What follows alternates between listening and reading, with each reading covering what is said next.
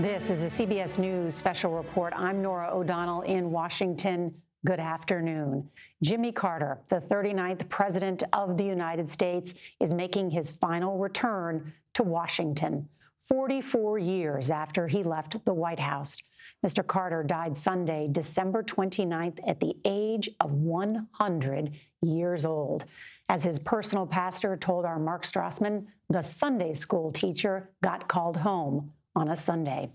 Well, later today, Carter will lie in state at the U.S. Capitol, where there will be a memorial there. As you can see here, a U.S. Air Force plane named Special Mission 39 in his honor, because he was the 39th president, flew his casket and the Carter family from Georgia to Joint Base Andrews in Maryland.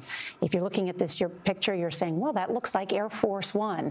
Well, it is the same plane that flies the President of the United States, but it's only called Air Force One when the President is on it. So now it is Special Air Mission 39 in honor of Jimmy Carter. This is actually the same plane that transported President George H.W. Bush in his final return to Washington. Now, this arrival ceremony is set to begin, and that's why we're live on the air to bring it to you, along with analysis and historic perspective.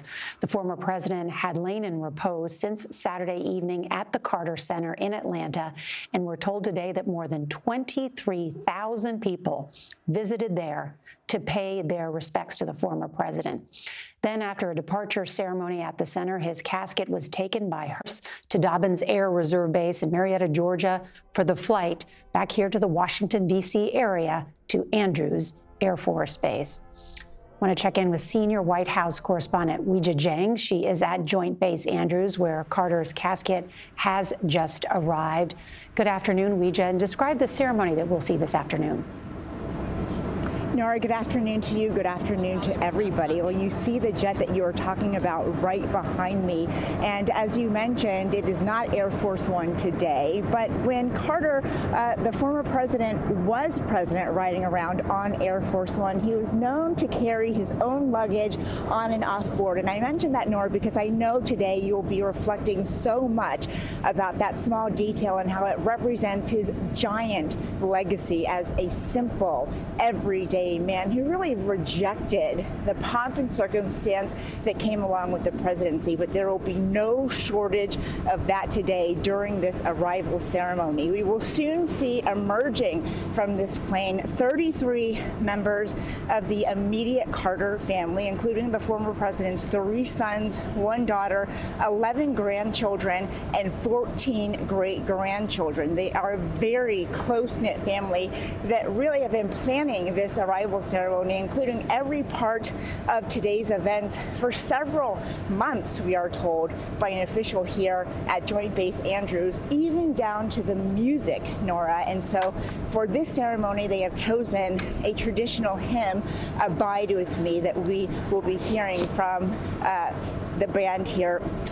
And we will also be seeing a special honor guard today. In just a moment, we'll see the formation that is made up of the Joint Chiefs, including the chairman of the Joint Chiefs of Staff, the vice chairman of the Joint Chiefs of Staff, the Chief of Staff to the Army, the Commandant to the Marine Corps, and the Chief of Naval Operations, along with the Chief of Staff of the Air Force and the Chief of Staff of Space Operations. And this is the first time ever, Norah, that the Space Force will be participating in a state funeral.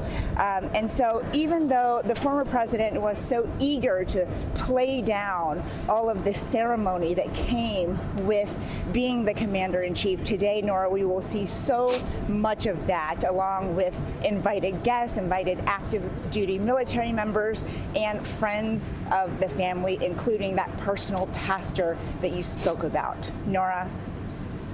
Weijia Jiang reporting from Andrews Air Force Base, where it is a brisk and cold day here in our nation's capital, but the sun has come out for Jimmy Carter's return. We are joined today by an esteemed group of journalists, and I have to just point out it's a special day because Bob Schieffer is here. It's so good to see you, Bob. Of course, the longtime host of Face the Nation, and of course, you were White House correspondent during the Ford years and then got to cover Jimmy Carter. First, great to see you. And so good to have you here. And just as sort of you reflect on this moment in history. Well, I'm not 100 yet, but I'm getting close to it. I'm very honored to be here and to be a part of this. Jimmy Carter, people down through the years have said, well, what was he like? He was not like the others. Every president is different, but Jimmy Carter was very different. He was a sincere man. He was a religious man. He came because he wanted to do good things for the American people. And sometimes people say, yeah, well, that's what all politicians say. I think in Jimmy Carter's case, he actually meant it. You know, Bob, you had conversations with 11 men that became president of the United States. Would you say that Jimmy Carter was the most unpretentious of them all? Jimmy Carter was the most unpretentious, but Gerald Ford, who came before him and who was his opponent, was also very unpretentious. The difference was Gerald Ford was used to being around reporters, and he was very, very easy to deal with. Jimmy Carter had not had the kind of contact with reporters, even though he was a governor and a member of the state Senate. That's different than being the president. When you come to Washington and here's this total establishment, a lot of people couldn't figure out what he had done to get here and all of that. So he had a little rough going in the beginning, but he did it, and he ran for president for all the right reasons. And I think in that case, he did well. Today, we are witnessing America's final salute to Jimmy Carter, the 39th President of the United States, and it begins with this ceremony that we will witness shortly at Andrews Air Force Base. Want to bring in Chief Election and Campaign Correspondent Robert Costa, and this will be a few days of the nation's capital honoring the former president. It will be great to be with you, Norah, and great to have Bob Schieffer here, along with our friend Doug Brinkley. To build on what Bob Schieffer was saying, Jimmy Carter was one of the top political stories of the 20th century. This governor from Georgia who comes out of nowhere in 1976 to become the Democratic nominee and then ultimately president of the United States. And as Bob said, when he did come to Washington, many in the press corps, many in the Washington establishment said, Jimmy who? I mean, he was elected president, but they're still getting to know who he is. In fact, Norah, in the last week, I've been going through some old Carter files from different Carter aides, and I found a few memos, Bob, about Jimmy Carter's White House thinking about the press strategy, and they said they needed to reach up more to CBS, have people from CBS over to the White House for dinner. And we'll say to any president, we'll welcome those invitations anytime. But Jimmy Carter, as you see there, he was someone who was tough. He was defiant.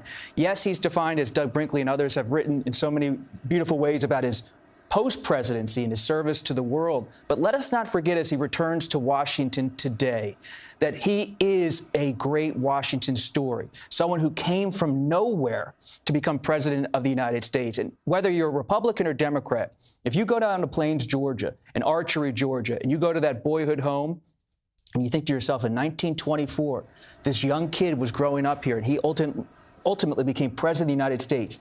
It inspires you as an American. And he didn't maybe conquer Washington, but he took Washington by storm, an outsider in a city of insiders, and he got a lot done.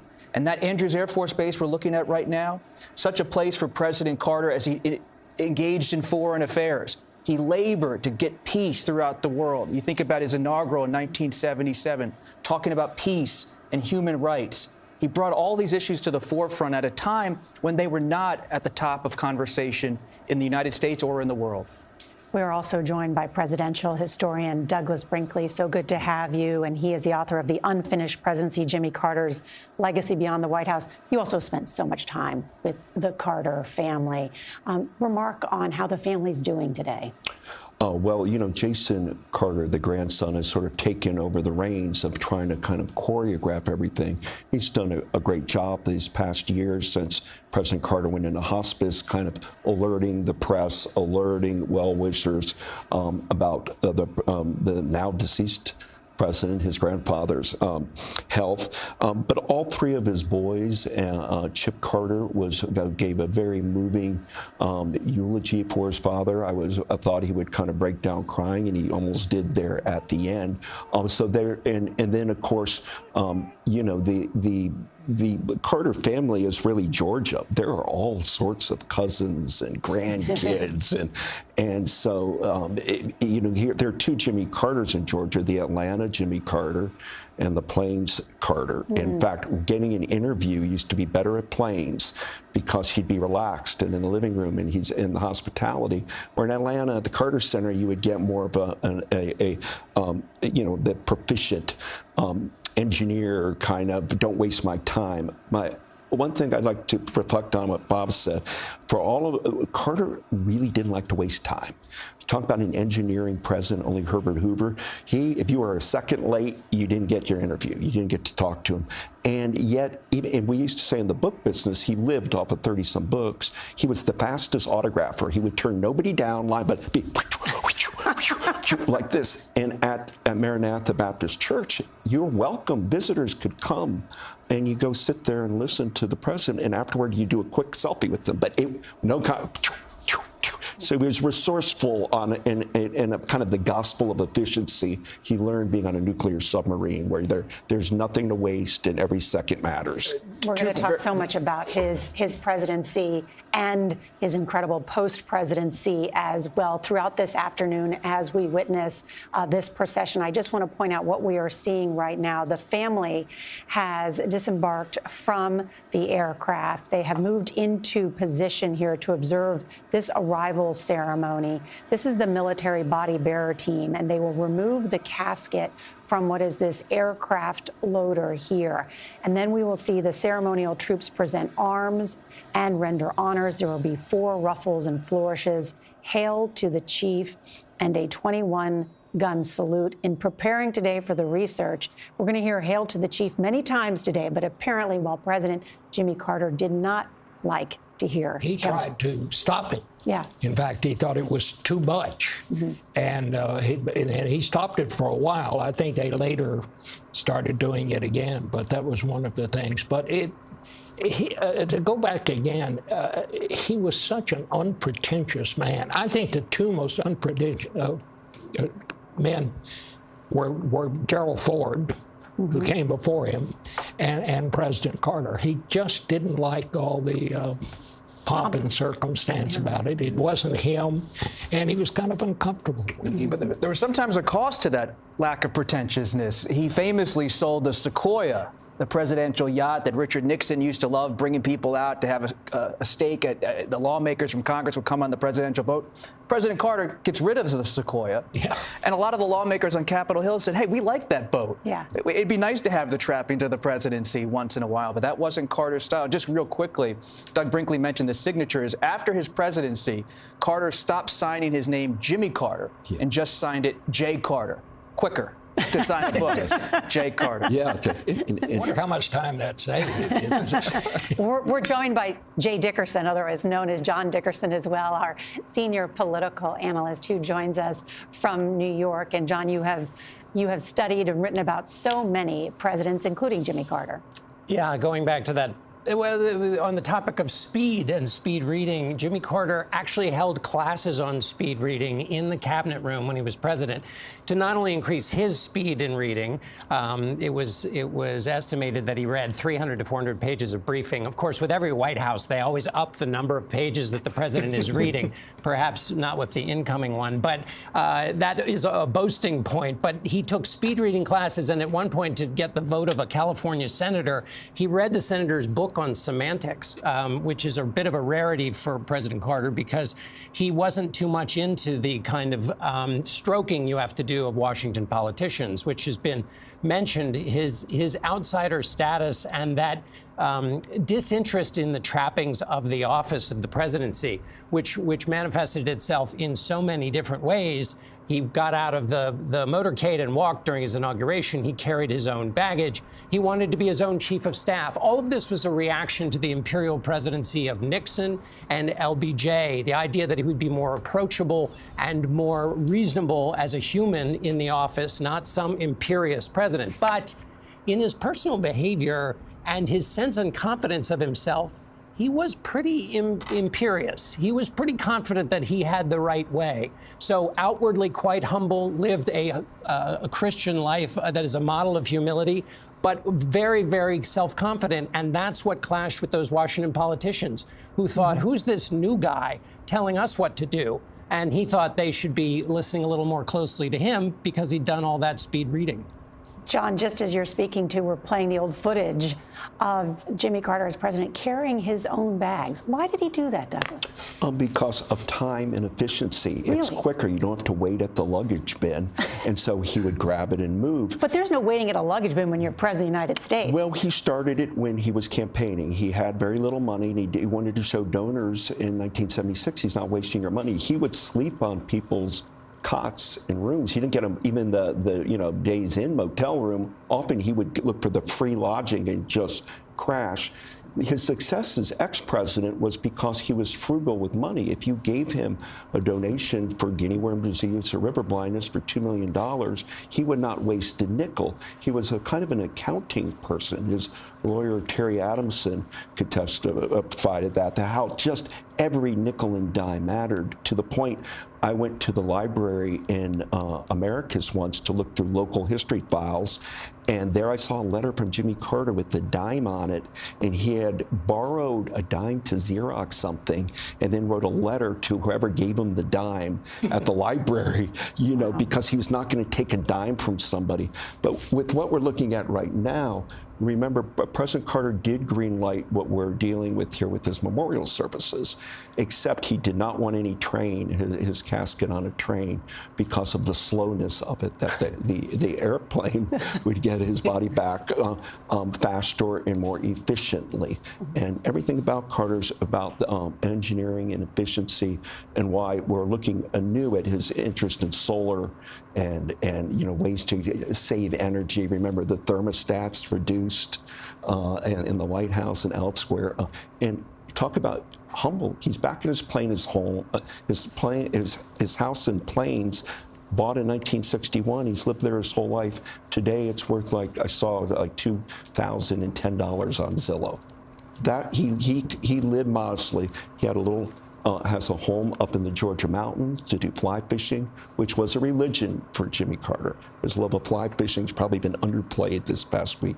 That's the joy he shared with Rosalind Carter and himself and friends, that you could go out and get away to some of the wild places of the world. One of the things that people in Plains liked about Jimmy Carter was after he became president, and then you reminded me of this, the real estate prices went up. Everybody's house went up, and a number of people sold their houses because, they'd never been able to get those kind of prices for them. So Carter kind of enjoyed that. He didn't go out and make speeches about it, but he kind of enjoyed what he had done. You all remember, there's that old ceramic roadside peanut that's there when you enter Plains. He was trying to get rid of that forever because it kind of was an eyesore. I loved it. There he made Welcome to Plains. But then his gas station, where Billy Carter famously used to talk to the press and spin them and introduce reporters to Heineken and foreign beers sometimes. Until he got his own brand. Until he got his own. I was just saying, then he got Billy brand beer, and Carter had an amazing ability to deal with people that are a little bit eccentric. He was like this, a slide ruler. But when you're dealing with Billy Carter, his brother, who was a real character, and his sister Ruth Stapleton, who was a faith-healing evangelist, and Gloria, his sister, was a motorcycle rider, and on her tomb is, she lived in Harley First Heaven. 100,000-mile rider in the Harley-Davidson Hall of Fame. So one of the reasons he won in 1976 is he wasn't afraid to deal with people a little off the grid, even though he was this born-again Christian and doing the miracle of winning southern states after Lyndon Johnson signed the Civil Rights Acts in 64 and 65. We're looking at now America's airfield, which is Joint Base Andrews, where the President of the United States and other members of the government fly out from just outside Washington, D.C. here. And what you see is the entire ceremony set to begin to honor the 39th President of the United States, Jimmy Carter. This is Special Air Mission 39 is designated. This is otherwise known as Air Force One when the President flies on it. And it departed Dobbins Air Reserve Base north of Atlanta just this morning. And then this motorcade will wind through our nation's capital, through and past the U.S. Navy War Memorial, and then to the U.S. Capitol, where we will watch a ceremony and eulogies tonight and later this afternoon by members of the Senate and the House. And then the former president's body will lie in repose, and people can go and visit. So if you're in or near Washington, or if you want to get in the car or make your way, you have tonight and tomorrow to pay your respects if you haven't already done so in Atlanta. I just want to note, too, and there you have that incredible view of the U.S. Capitol and the Rotunda. Just, it still takes my breath away, even every time I walk in there, but also just to see this picture of our beautiful United States Capitol and what we will witness later today, and people can go by and pay their respects. We can almost hear some of the echoes there from inside. Want to check in with our senior White House and political correspondent, Ed O'Keefe, who is in a key position. Ed? Good, thanks. We're still on TikTok. Norah, good to be with you, and like the others, especially great to see Bob this afternoon. I've already heard from a few viewers, quite excited to see him join us today. So wonderful to have him back. We are here at the Navy Memorial, as you mentioned, along Pennsylvania Avenue. This is a memorial to the Navy that was established and approved by then President Carter back in 1980, and pays tribute to all of those who have served or will serve the nation on the high seas and in the skies. The procession, as it makes its way through Washington, will stop here. This is a special Carter-only tribute to him that was added at his request and his family's request to mark the fact that he is a Navy veteran. He served from 1946 to 1953, and he's only one of 3 U.S. presidents to ever graduated from a military academy, the only one from the Naval Academy. The other 2, of course, Ulysses Grant and Dwight Eisenhower up at West Point. The funeral procession will come here to the Navy Memorial, and there will be a ceremony led by senior members of the military, and then his casket will be transferred from a hearse into the horse-drawn military carriage, or a caisson, that will then take him up to the U.S. Capitol. He will be followed by the riderless horse with the boots in reverse, the kind of tribute the military gives to commanders-in-chief and other senior military officers. This is another point that television viewers especially might recognize or might remember, because it's at this spot normally, or around here, that a president gets out of the limousine and walks for a few blocks to wave to the crowds on his inauguration day. Well, the first president to do that was Jimmy Carter back in 1977, stunning the crowd for walking from this point all the way up to the White House, again, trying to eschew the trappings of the presidency and humanize it more. He decided to walk the rest of the route. So we will wait to see this in a few minutes. Now back to Joint Base Andrews. Thank you, Ed.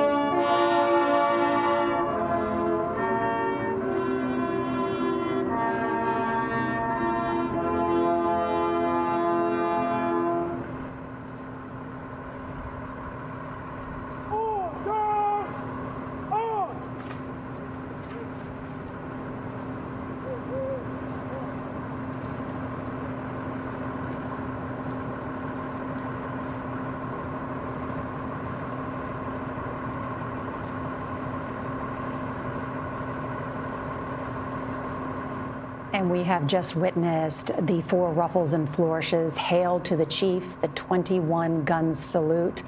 And following these honors, you can see, we just heard the U.S. Air Force Band playing Abide With Me. And the military body bearer team has placed the casket inside the hearse, and it will shortly depart to the U.S. Navy Memorial and then to the U.S. Capitol for that service later this afternoon. We are pleased to be joined by James Fallow, presidential speechwriter for Carter for several years, and so good to see you, Jim, and have you here.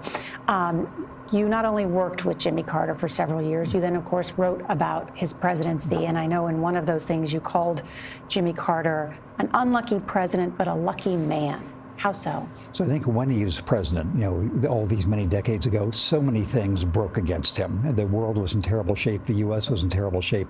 Almost any malady you can think of these days, we had a more intense version of then. But in the 44 years nearly he had as former president, he lived long enough to not only reinvent the role of former president, but to have the constancy of his character, which I think had always been the same, show through in his writing, in his work around the world, in his peacemaking, in his faith. All the things that he had been, for better and worse as president, he was able to show to their best advantage in these many years. He was such an outsider, though, and I think just to remind people, and this is from your own writing, too, I mean, Democrats had enormous majorities at the time. I mean, the majority leader was Robert Byrd. Democrats had 61 seats in the Senate. Under Tip O'Neill, the margin was 150 seats. I mean, to think about Democrats controlled Washington, and yet Jimmy Carter's relationship with Tip O'Neill was tense, or you describe it. They could not have been more different people. And as you say, the only politics in those days were politics within the Democratic bloc because the majorities were huge. And Democrats in those days assumed they would always naturally control the House. And so Carter, again, was a very different person from Tip O'Neill. He was not a machine politician. He had no national political experience. And so the same freshness and outsiderness that we remember from those days that made him so popular. I think he still has the highest popularity rating of any first-term president, in the time since then. Also meant he didn't really know all the ropes of dealing with Congress. And so that accounted both for his freshness and some of his difficulties, I think. I think, if I could just add to that point, I think he ran a terrific campaign when you come right down to it. Saying, I will not lie to you after Watergate and what the country had gone through had been great. But he advertised himself to be someone who was an outsider, who was not part of the Washington establishment. And that was had a great deal to do with him being elected. Once he got to Washington, he turned out to be just what he had advertised himself to be, someone who was an outsider, who was not part of the establishment, and it really took him a while to get adjusted. Hey, Jim, just real quick, what was President Carter like up close in the Oval Office? You were a speechwriter for President Carter. You worked with him closely. You saw Hamilton, Jordan, and Jody Powell and this tight-knit group around him, but you had entry into that inner circle as a speechwriter working on some major addresses. What was he like up close at the height of his power? You all were talking recently about his autographing approach. I have lots of his autograph material. It usually says things like, do better, very poor, not funny enough. He was quite a demanding taskmaster. And so I think that people who worked for him respected him and had enormous admiration for his constancy and his fidelity and all the rest. But he was not an easy person to work for. I think one of the aphorisms was easier to admire than to work for, which may be the case with many strong leaders. I think the word that has been used over and over again was his discipline, incredible discipline. Discipline, and what Bob said, he really was honest. He lived up to his campaign, but he arrived in January of 1977 saying, the Democratic Party is an albatross around my neck. He wanted nothing really to do with Senator Ted Kennedy or with Scoop Jackson, and he jammed the Panama Canal Treaty right out of the gate, dividing Democrats. I interviewed Senator Talmadge down at his pond house down in Georgia, and Talmadge said, "Look, I love Carter. I'm the senator from Georgia, and I've known him forever. But what he did to Panama Canal to the Democratic Party is unforgivable. And notable that Donald Trump today was talking about just that, someone who demands unity and loyalty. I was in Panama very recently. Can I say, I actually view this as one of Carter's great achievements, that he was able, both diplomatically, these were negotiations started under Richard Nixon, as you know, because of the security threat to Panama. And he got 68 votes in the Senate to do this, which was one of his great legislative achievements, I think. But yes, it had the effects you talked about. John Dick. A lot of the people who voted for it in the Senate got beat in the next election. Jennings Randolph and others, yes. Yeah. John Dickerson is with us as well. John? Hey, Jim. We've been talking about the team that existed in Washington, which is to say the Democrats. I want to ask you about the team he picked, which is to say his cabinet. Outsiders come into Washington, they're going to shake things up. He had this different view of existing Democrats, but he also had a different view about the way cabinets are arranged, and he was going to try and do it differently. Can you just tell that story briefly and how that contributed to his difficulty? This person who is quite interested in the details was trying to rewrite the way a cabinet works. Tell that story. So John, you have told this story, and I will let you give the full version. But what struck me is two things about the cabinet. One is these were eminent people. You know, Cyrus Vance, who he chose over George Bull as Secretary of State, and he had the first Energy Secretary James Schlesinger and Ray Marshall as Labor Secretary, and a number of other eminent people. But Carter felt as if they should be, he should not be really taking counsel from them. The other, of course, as you know, John, really significant cabinet story was after Carter gave his famed 1979 Crisis of Confidence speech, it was wildly popular for about a week until he asked the entire cabinet for its resignation, and that was when sort of the long slide accelerated. He worked hard to put a lot of women and African Americans into government. And there's a great story I just read about Jonathan Alter in his biography of President Carter was talking about how many federal judges that were women and African Americans that Carter had appointed. To just build on Doug's point about President Carter's promotion of women and people of color, so much of that aspect of the Carter story comes back to his mother, Miss Lillian, a nurse down in Georgia who ministered to not only whites in Georgia, but to black Americans.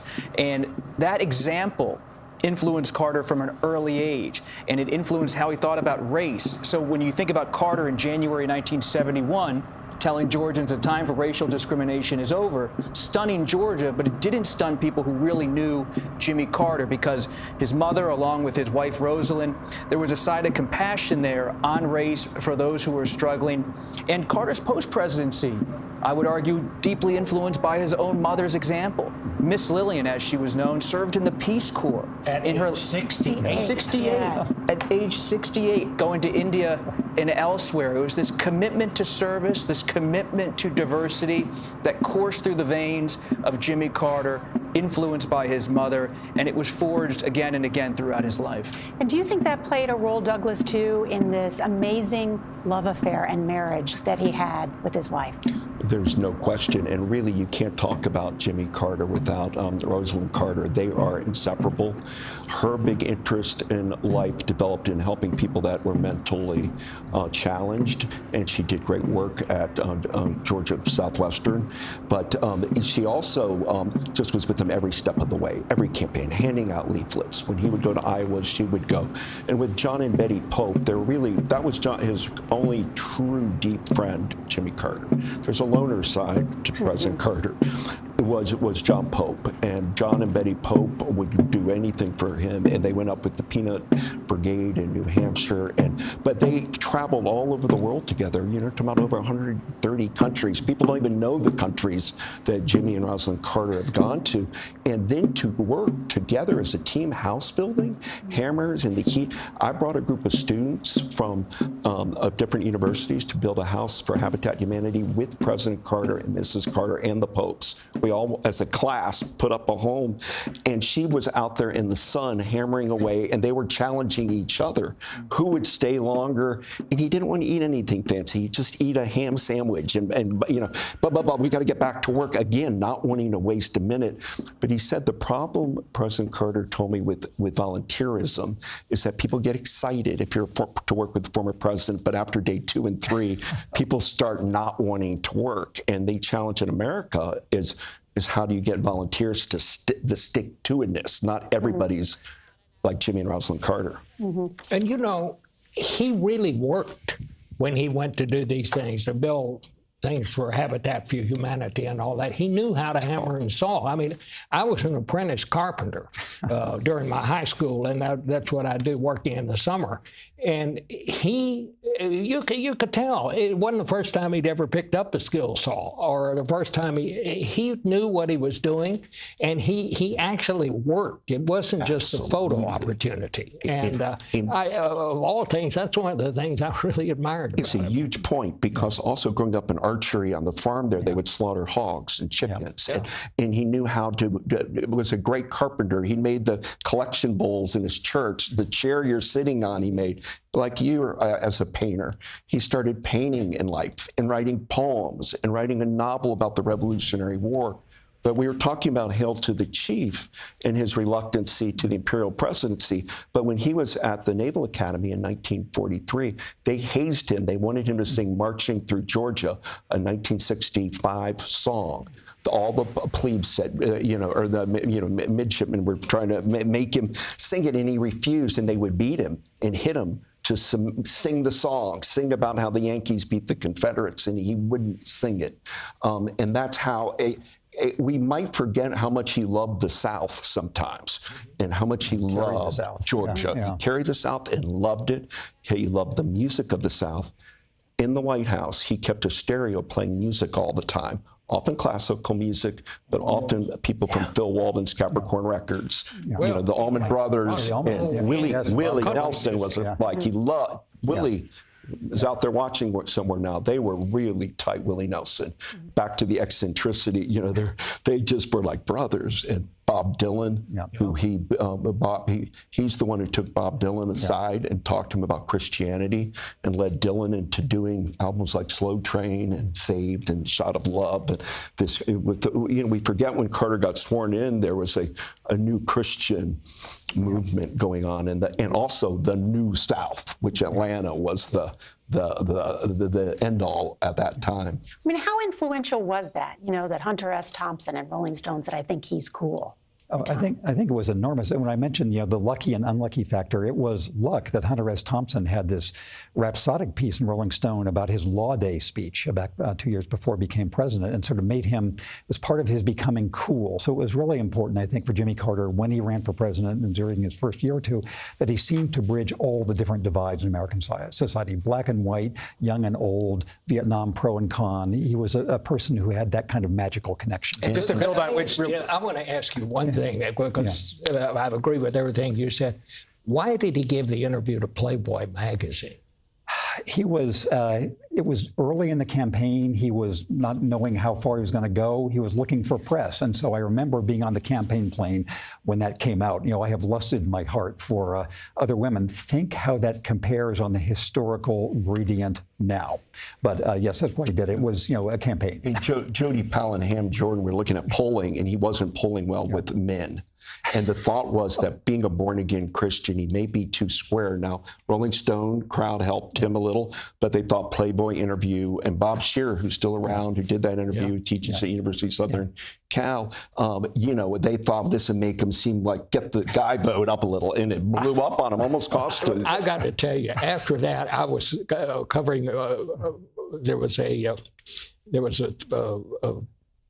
Republican thing going on, and there was some old guy, and I for the life of me, I can't remember his name, but he had been a big segregationist and so forth. But he got up to talk about it, and he said, they say let it all hang out. They say let it all. I don't believe I'd have said that. It's in the I will never tell you a lie, I'll never lie to you tradition of Carter. That Hunter S. Thompson story is an important one to remember, because in 1972, Hunter S. Thompson, this famous writer, sometimes incendiary prose, writes Fear and Loathing on the Campaign Trail. And Carter is at the convention in Miami Beach, and he's looking at the whole Democratic Party with his aides, and he says, we can beat these guys if we ever decide to run. And Ham Jordan famously writes a memo saying, here's how you can make it to the White House in 1976. But when you go back and read that Hunter S. Thompson story, what impressed Thompson more than anything about Jimmy Carter is that he was willing to take on Teddy Kennedy. Hunter Thompson said nobody in Washington pushes Teddy Kennedy around, but this no-name Georgia governor has the guts to do it without being coarse or without going over the line. And Hunter S. Thompson said for years, Jimmy Carter's perhaps the toughest politician. He also said the meanest, not in a cruelty way, but one of the toughest, meanest politicians he ever covered, because Carter didn't suffer anybody who he thought was either beneath him politically or he could barrel through. And that really made a mark with Thompson for the rest of Thompson's life, that this guy was someone to watch, even as the rest of the Washington press corps said, Jimmy who? And Hunter then lived on the Carter's property for a few days, became very close to Billy, and set up the big interview to go to the Atlanta stock car races. And Hunter was there, was fumbling with a drink in his tape recorder. And they went, and they 5 hours of tape, President Carter told me, and Hunter screwed up the tapes. He didn't have them. And then Carter told me the next bad luck, the big star reporter was Theodore White, who wrote a series of these books. White came with these old reel-to-reel kind of things and went into planes to interview him hours, and suddenly they looked after the whole interview, and all the film was on the floor. And he retreated White back to Americus, and Carter said, I'll give you another one tomorrow, and White left.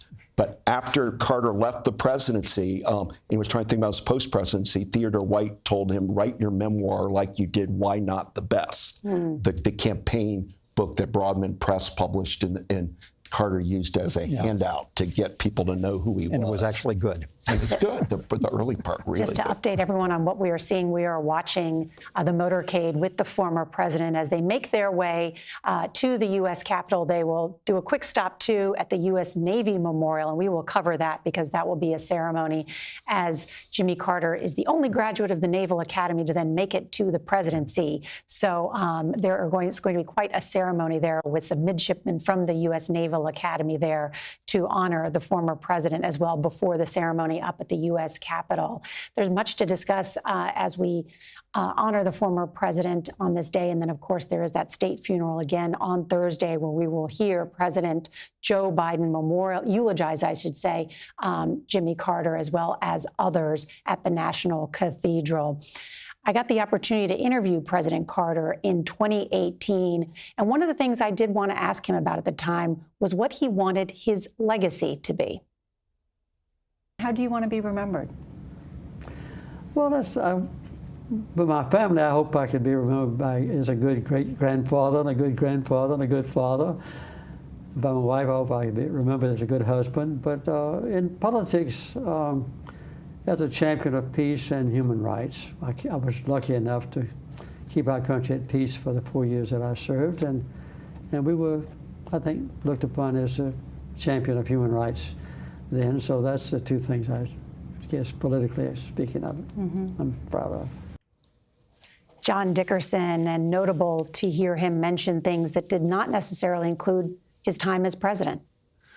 That's right. I mean, he saw his life in this sort of much larger terms and keeping faith with his faith. And so, he had this larger view. I was thinking, as you all were talking about Habitat for Humanity, where Jimmy Carter spent so many years physically there, hammering nails and cutting. In an interview, he talked about that experience and why he did it. And he said one of the reasons was it's very difficult for somebody who's well off to cross a barrier and get in touch with a very poor family who's in need and never had and never has had a decent home, but Habitat provides that avenue very automatically.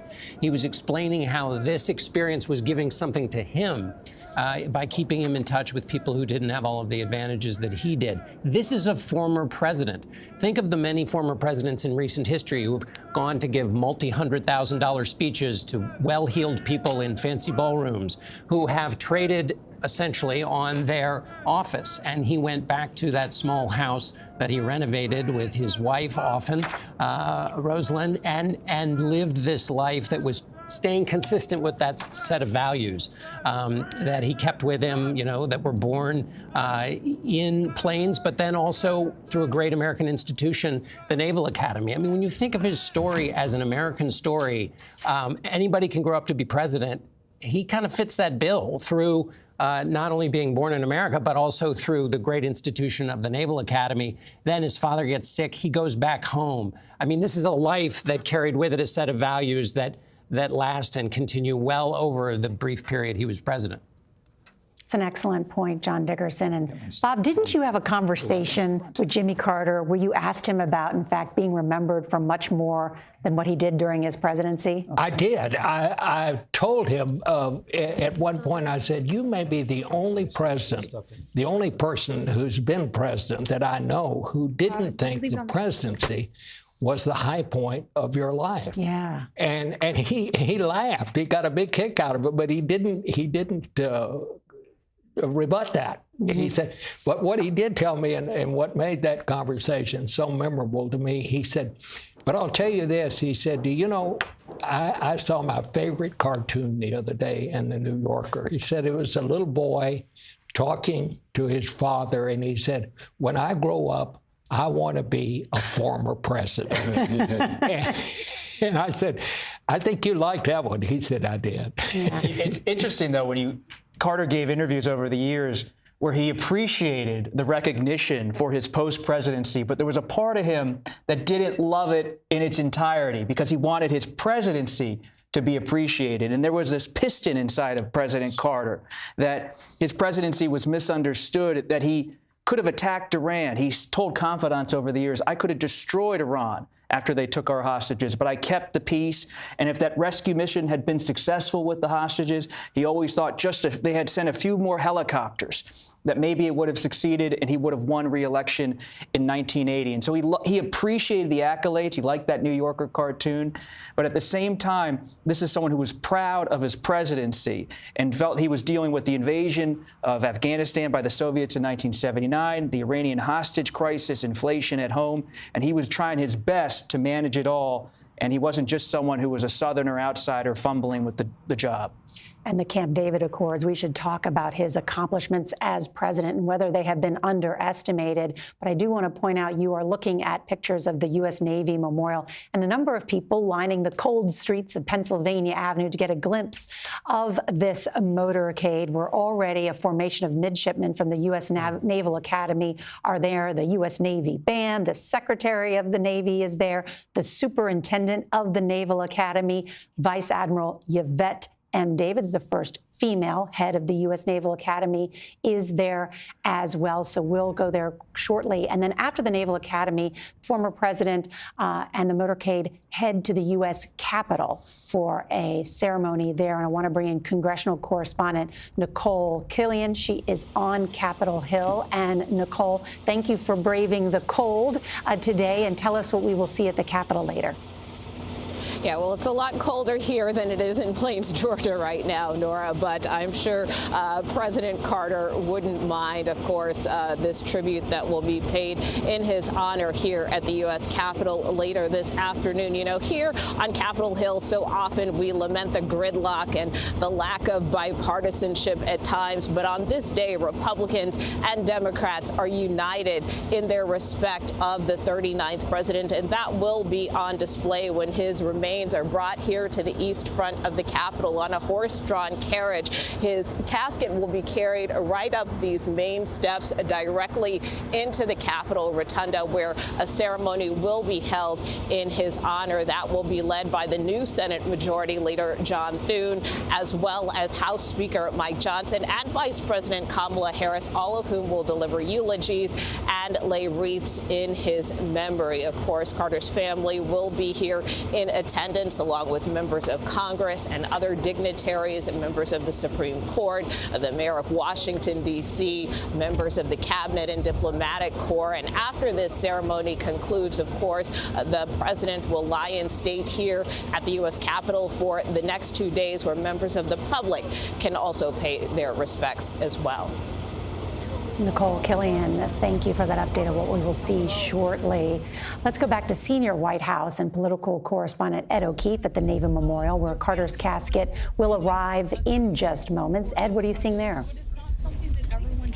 Reagan chose it. George H.W. Bush did not. Nora, they're less than a mile from this spot, and this spot along the route is mostly meant to symbolize the fact that the 39th president was, for a time, a Navy submariner. As we said earlier, he served from 1946 to 1953, one of 3 presidents to graduate from a military academy, in this case, of course, the Navy Academy. His remains will stop here at the Navy Memorial, and an event that will unfold here in front of what's called the Lone Sailor statue, which represents all who have or will one day serve the Navy. It contains artifacts from 8 Navy ships, including the USS Seawolf, which was the submarine that Lieutenant Carter was training on to serve before he left the service to return and run the family peanut farm in Plains, Georgia.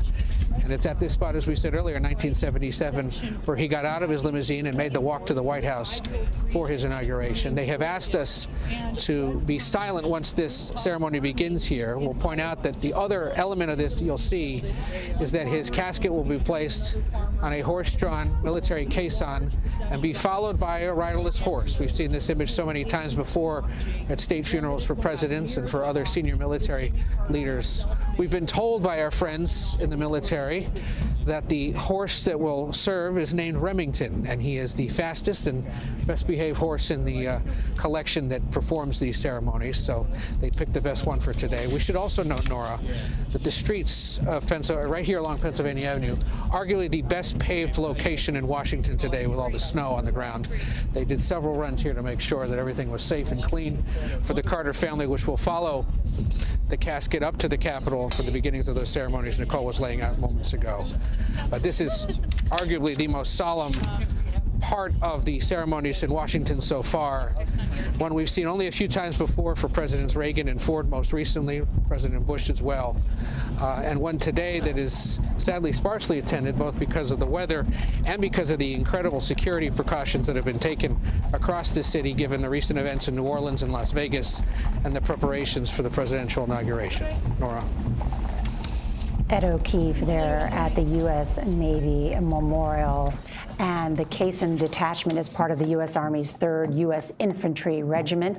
You heard Ed mention the lead horse, Remington, and not to leave out the full 8 horses that will be there, as well as 5 soldiers. The other horses are Bullet, Rocket, Burns, Scout, Poncho, Regal, and Gunther, which we will see, of course, this beautiful tradition. And there you can see, look how gorgeous that caisson and the midshipmen from the U.S. Navy Memorial that are flanking that there as they will pay tribute. And I think we should talk about now his service in the U.S. Navy. What was it, seven years, am I right, from my memory, that he served in the U.S. Navy after graduating from the Naval Academy? I think it's important to remember that in 1943, Naval Academy, we're in the middle of World War II, but they're training Jimmy Carter for the post-war Navy, which is nuclear weapons. The Manhattan Project wasn't known about. There was no Hiroshima and Nagasaki. But over a period of time, he became part of the Admiral Rickover class. And they were ostracized by a lot of people at the Naval Academy and in the big Navy because it was a small SWAT group that was going to go on submarines, potentially with nuclear weapons. And Carter got into that program. And it takes a special kind of person to go from A to B with no radar detection, going low on the ocean floors, going all over along the shores of China and Asia. And he was both in the Atlantic Fleet and the Pacific Fleet. But he got out of he had one ambition in life, to be Chief of Naval Operations. And that left him when his father Mr. died because he went back in 1953 and took over the family business, and also saw how many people his father helped by giving loans and things during the Great Depression and the like. But the Naval Academy now is really celebrating Jimmy Carter, and the Navy is. But for a while, in the Reagan era, he wasn't given the love out of the U.S. Navy that we're seeing today. And Rickover did not want him to leave. In fact, he tried to block him from leaving. But his dad had died, and somebody had to go back and take over. Rosalind didn't want to go back to planes either. Yeah. I want to bring in John Dickerson on this conversation because, John, that was such a formative moment for Jimmy Carter, too. I mean, he talked about the courage, self-sacrifice, and discipline that he learned during not only the academy, but his service after. Exactly. Well, and think about going into a nuclear submarine. You know, it takes personal courage to go seal yourself up in a submarine and go deep under the water in something that is, as was mentioned, this is at the beginning of the nuclear fleet. And in 1953, Carter is a part of a team. There's a reactor malfunction on the Seawolf, I believe it is, and Carter is a part of the team that rushes in, exposes himself to radioactivity, which I think he was, at least at some level, mildly poisoned by, to solve the problem and save the submarine. So that was a moment not only of discipline and all that is a part of service, but also of personal courage. And Admiral Rickover, the father of the nuclear navy, for whom Carter worked, the important role he also played is, Doug mentioned earlier, that campaign book that Carter passed out in 1976, Why Not the Best? That's a quote from Rickover, who chided Carter once when asking Carter how he'd done on something, and Carter said, you know, I think something along the lines of, I did pretty well, and Rickover said, why not the best, which Carter then took on as his mantra and offered as his campaign, which was a call not only to himself, but also to the country to strive, why not be the best? And to me, that's interesting because his sense of duty and his sense of the country's duty to itself almost connects later to that crisis of confidence speech he gives when he's in the White House, when he's trying to rally the nation, using those same kinds of arguments about why not all of us gather together and be the best in the face of this challenge, which at that time was the OPEC oil embargo and the energy crisis. And so Rickover has this through line in his life, in both his personal behavior, but also in the way he sort of conceived of America and its sense of itself.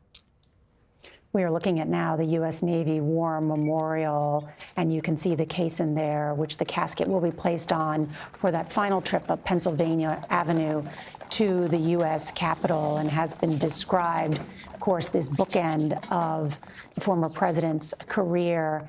And we are told that some members of the family may join him for this one last walk along Pennsylvania Avenue as they head from the Navy Memorial to the Visitor Center at the United States Capitol. As we watch this scene unfold on Pennsylvania Avenue, you can't help but think back to Pennsylvania Avenue on Inauguration Day, 1977, when he famously walked down Pennsylvania Avenue with the spirit of an everyman, of an American who didn't need the motorcade to get to and from where he was going. And it's just a powerful picture hand in hand with Rosalind and his daughter, Amy Carter, waving to the thousands of people gathered around Pennsylvania Avenue. As one of his former advisors, the late Pat Caddell, once told me, never forget, Jimmy Carter was a naval officer, and he took pride in the country and the military, even though he strove for peace throughout his life, including during his presidency. And they always thought back to this spirit of 77 that walked down Pennsylvania Avenue. In fact, Jerry Rafshoon, who's still with us, 90 years old, still going strong, he told me the other day that in 1978, he wrote a memo to Carter saying that spirit of that walk down Pennsylvania Avenue, where Carter was, his smile, that famous grin was just so wide, the promise of the presidency laid before him. They tried to get back to that in 1978, 1979, 1980. It wasn't always easy, but you see there in Jimmy Carter, this outsider who's happy to be there, someone from a different part of the country, not part of the establishment, even though he went to Annapolis. And there he is, the President of the United States, on his first day, 1977. And we see Amy Carter there, yeah. And she had to grow up in real time in the White House. and they were very protective of her. And she's a marvelous, independent-minded person, very progressive, an artist, a writer. She went to Memphis to study art, lived in New Orleans, Atlanta, and then got very involved with anti-nuclear causes. She would protest with Abby Hoffman up in Massachusetts, University of Massachusetts Amherst. She would go sit in on nuclear and anti-apartheid protest of the 80s and 90s. And what did her parents think about that?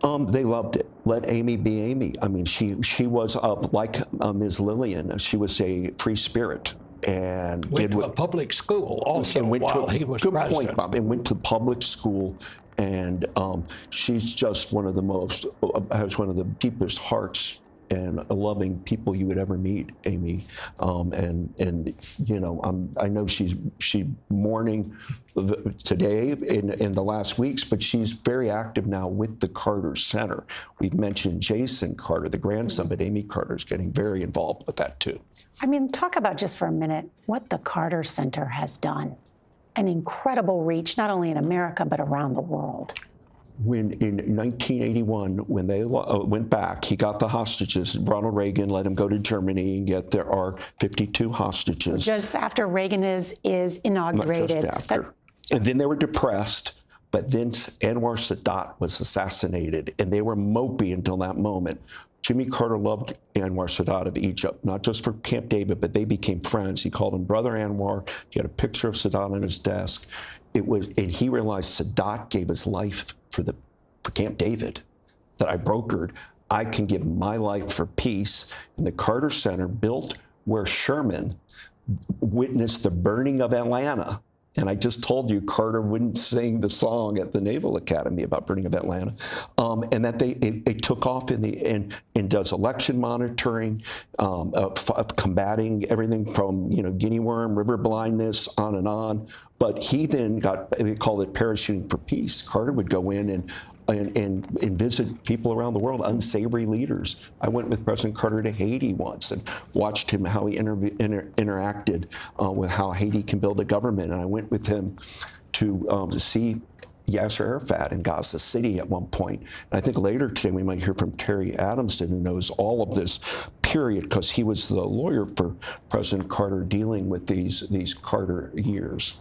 Look at this now. This is President Carter's motorcade. They've just come from Andrews Air Force Base, and they are arriving now at the U.S. Navy Memorial. That is the caisson where President Carter's remains will be transferred from the hearse to the horse-drawn caisson, and that's where Ed O'Keefe is for us. Ed?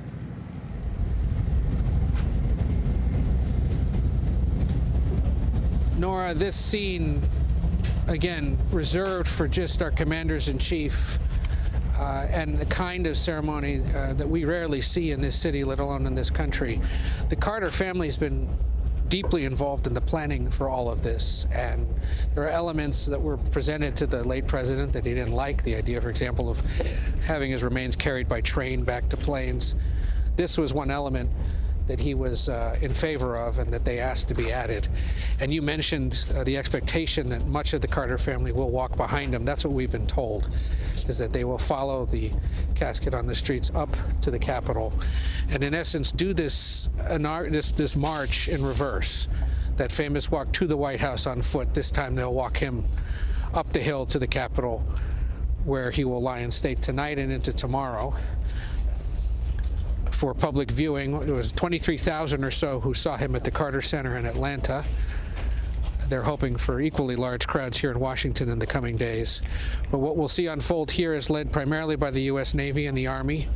The various, there's midshipmen here waiting for him, and various Navy and Army bands, and then he'll be brought along Pennsylvania Avenue up to the Capitol. Norah? Ed O'Keefe, thank you. I do want to talk more about his naval career. How much time was he deployed? Was he away from home? Was he away from Roseland? Well, when he was on the submarine, they were obviously not with each other. But if you look at where their children are born, the three boys, they're all born at different bases, different places, one even in Hawaii. They were a typical couple living in a Navy life until that 1953 moment happened. So she had to be kind of dutiful in her own regard, as that generation of women were if their husband was in the military. We forget easily, guys, right? I mean, that people were still joining the military regularly. We were part of the Cold War effort. And this was not a light moment what Jimmy Carter's dealing with. I mean, the Soviet-China revolution occurred in 1949, and now China's communistic. And then you have the issue of the Soviet Union's getting atomic weapons, and the Cold War's on full throttle. And he's in Truman and early Eisenhower Navy. And there was a fear of a potential World War III, and a nuclear race was going on.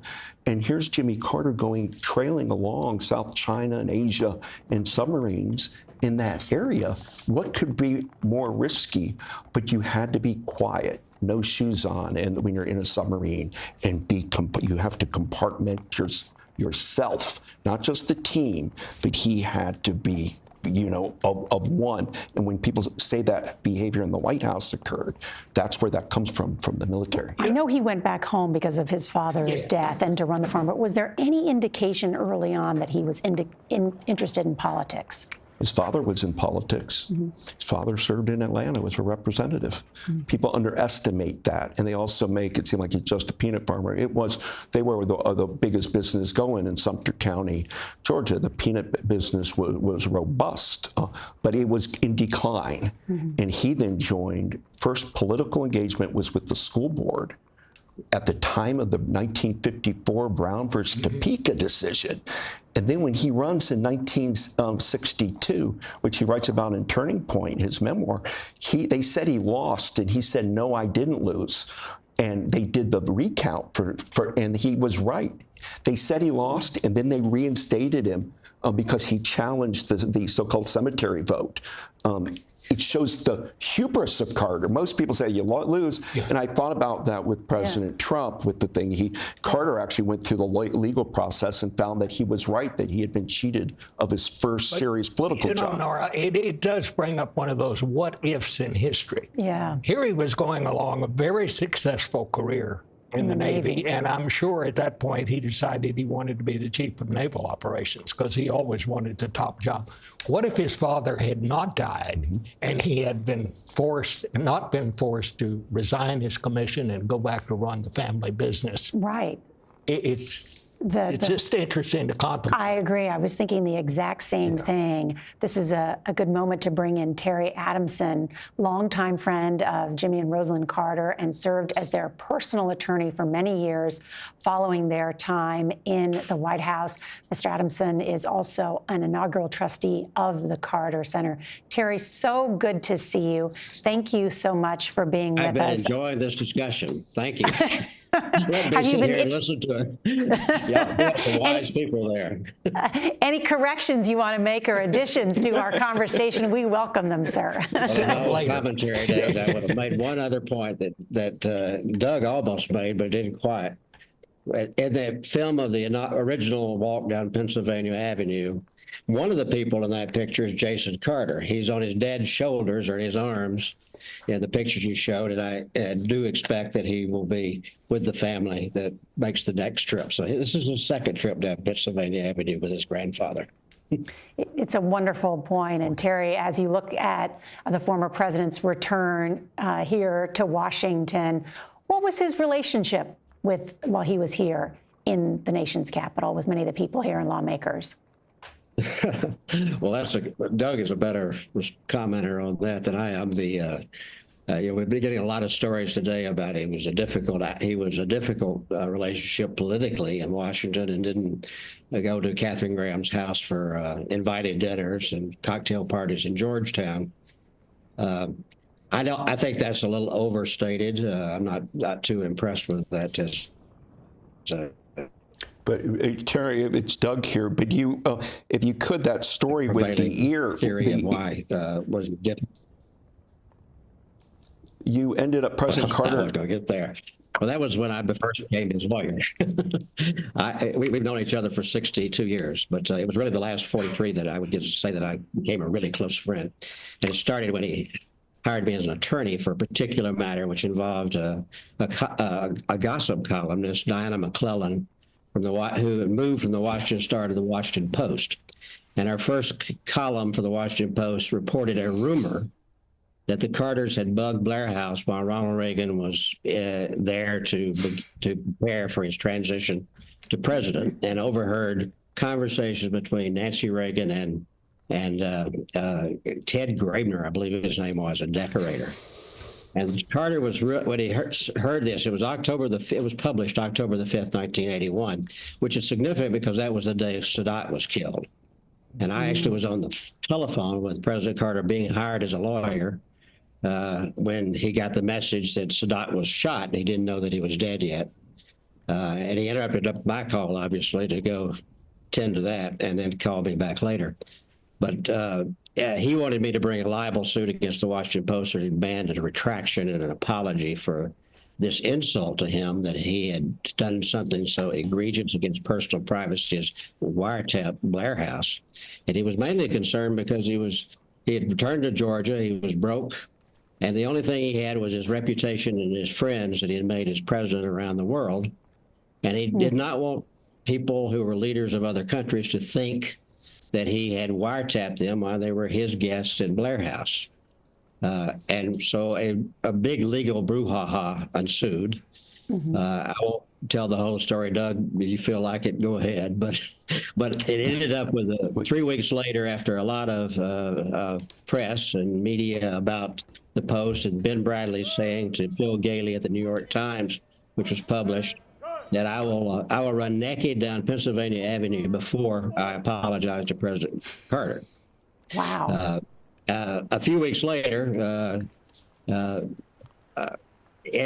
Bennett Williams, who was the Post lawyer, called me on the telephone, and my office, which was around the corner from his. Mine was a tiny little office. His was obviously the most eminent firm in Washington. And he said, "Are you busy? Can I come to see you?"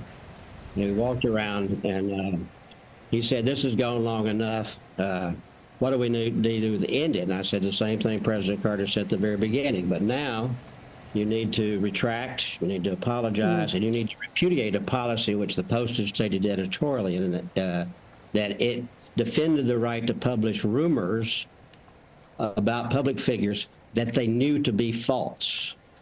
And that really offended a lot of people. We had more media allies at that time than probably any time in Carter's political history. But it was, they did retract, they did apologize, and they repudiated the policy they could spread rumors about people they knew to be false. So Carter got revenge on the Washington Post in the end, which he thought for a while was held captive by Ben Bradley and the Kennedy wing of the Democratic Party. And I don't know if you can see, Terry, but we're now watching the beginning of this ceremony at the U.S. Navy Memorial. So let's just pause and listen for a moment as we honor the 39th President of the United States.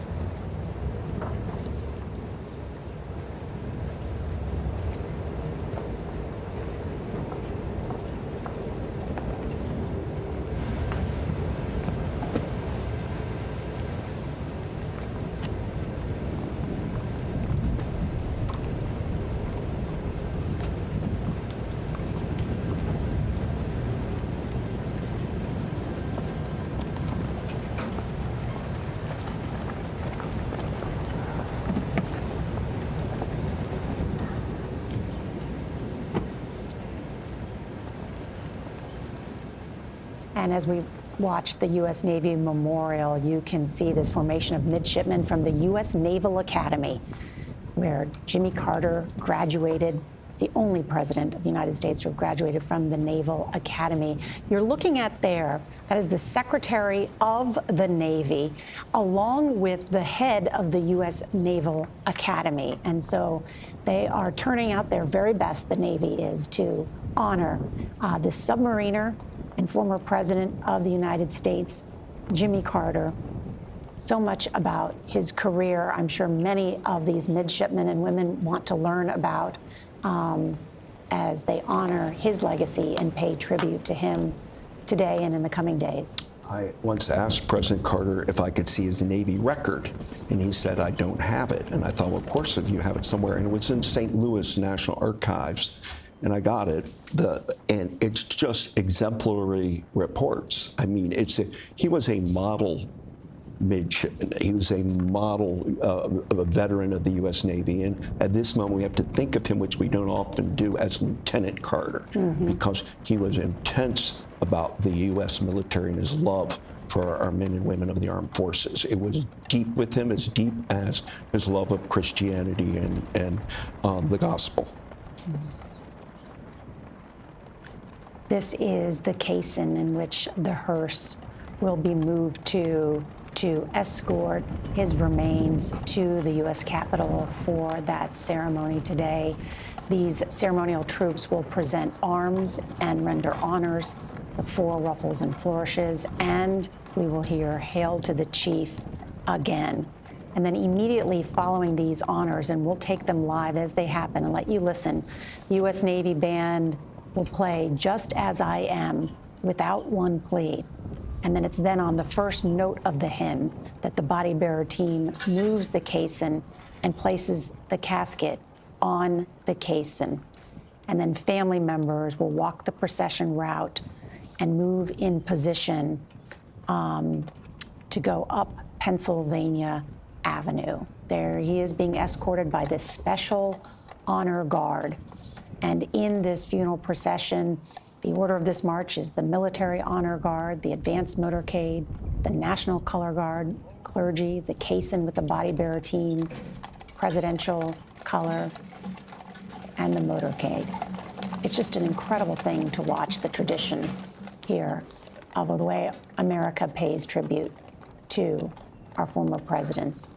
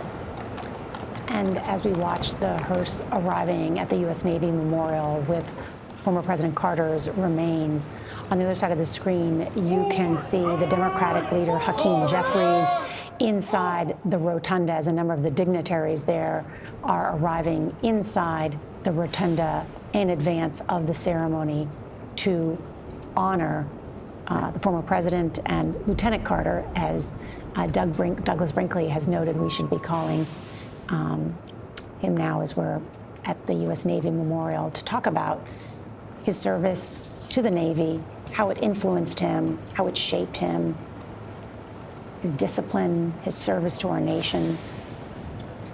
And how did it influence his presidency, Douglas? Well, he really believed that the key to being a commander-in-chief was peace. And there were many opportunities, a little like Dwight Eisenhower in this regard. Eisenhower, who signed all of the death certificates of World War II as Supreme Allied Commander in the 50s, said, peace. I'm not going to be writing about dead Americans. So Carter did anything he could, and really his proudest accomplishment of his presidency that was the United States didn't go to war, that he was able to keep America safe. But when in 1979, when the Soviet Union invaded Afghanistan, it got his cackles up. And he started, he at that point became more of a Brzezinski hawk on the Soviet Union. But the mistake people make, because Reagan in 1980 wanted to raise the defense budget by 7%. Carter 5%. So he was a person who loved America's military establishment. And here are some of the family members, Douglas, that have joined the procession there to walk alongside. And, you know, he was an incredible father and kept them together as a unit. Every year, they would go on vacations to whether it's Disney World or Europe or Brazil or Alaska, and they're tight. They are Georgia people at heart. But we've been talking about Jason as the spokesman, but his father, Jack, served in the military, the Navy, and Jack was a Vietnam veteran. And so there's that connection into the family also. But only, you know, and one of his sons ran recently in Nevada for public office, didn't win. Jason Carter ran and didn't win. But the story, there's nothing to understand about Jimmy Carter about the love of wife and family. They are a tight unit. Carter is survived by 4 children, 11 grandchildren, and 14 great-grandchildren, many of them there today to join their loved one, some of them their grandpa. And remember, President Carter's died at, he made it to 100. That's the marker for everybody. So they've been waiting for this moment. It was an incredible roller coaster year with hospice and reports about President Carter. But we saw his grit and determination. He wanted to outlive his wife so he could be her caretaker. He wanted Rosalind to be taken care of by him. And at a key summit, the children got together and said, we're going to have to do rotations in planes to keep an eye on the home there. Now, all the planes is really going to be the Carter, part of our National Park Service. Another side of President Carter we didn't talk about his love of the men and women of our National Park Service. No president loved them more than Carter did. Wow. You know, I thought it was interesting when he declared he would go into hospice. And people just automatically assumed that he was going to die in the next day or so. So all the networks, including CBS, ran what would have been the obits that they had, and we all did that. You get an obit ready for famous people. They all ran them, and he was still alive, so he got to hear them. And I always thought that was a little extra for him. And, but it's just he didn't want to make the trip to the hospital. He just wanted to be cared for at home. Yeah. Right? He had been shuttling for a while between planes in Atlanta always. Yeah. And then if you added up all his travels around the world, but the Emory University did a lot during Carter's life, both for the Carter Center and the Carter family's health. Let's listen in.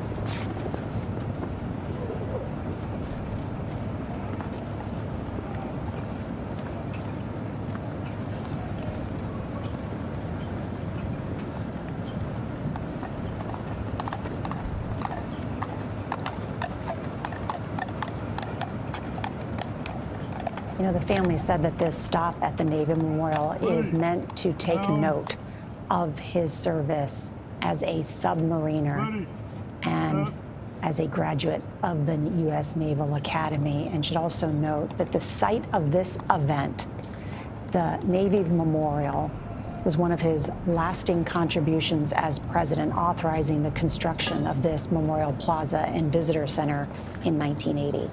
And another memorial of sorts to President Carter and his service in the United States Navy is the USS Jimmy Carter, a nuclear submarine that I believe was commissioned back about 20 years ago. And it's a testament to Carter's service as an officer on a submarine, serving, as Douglas Brinkley noted, throughout the world.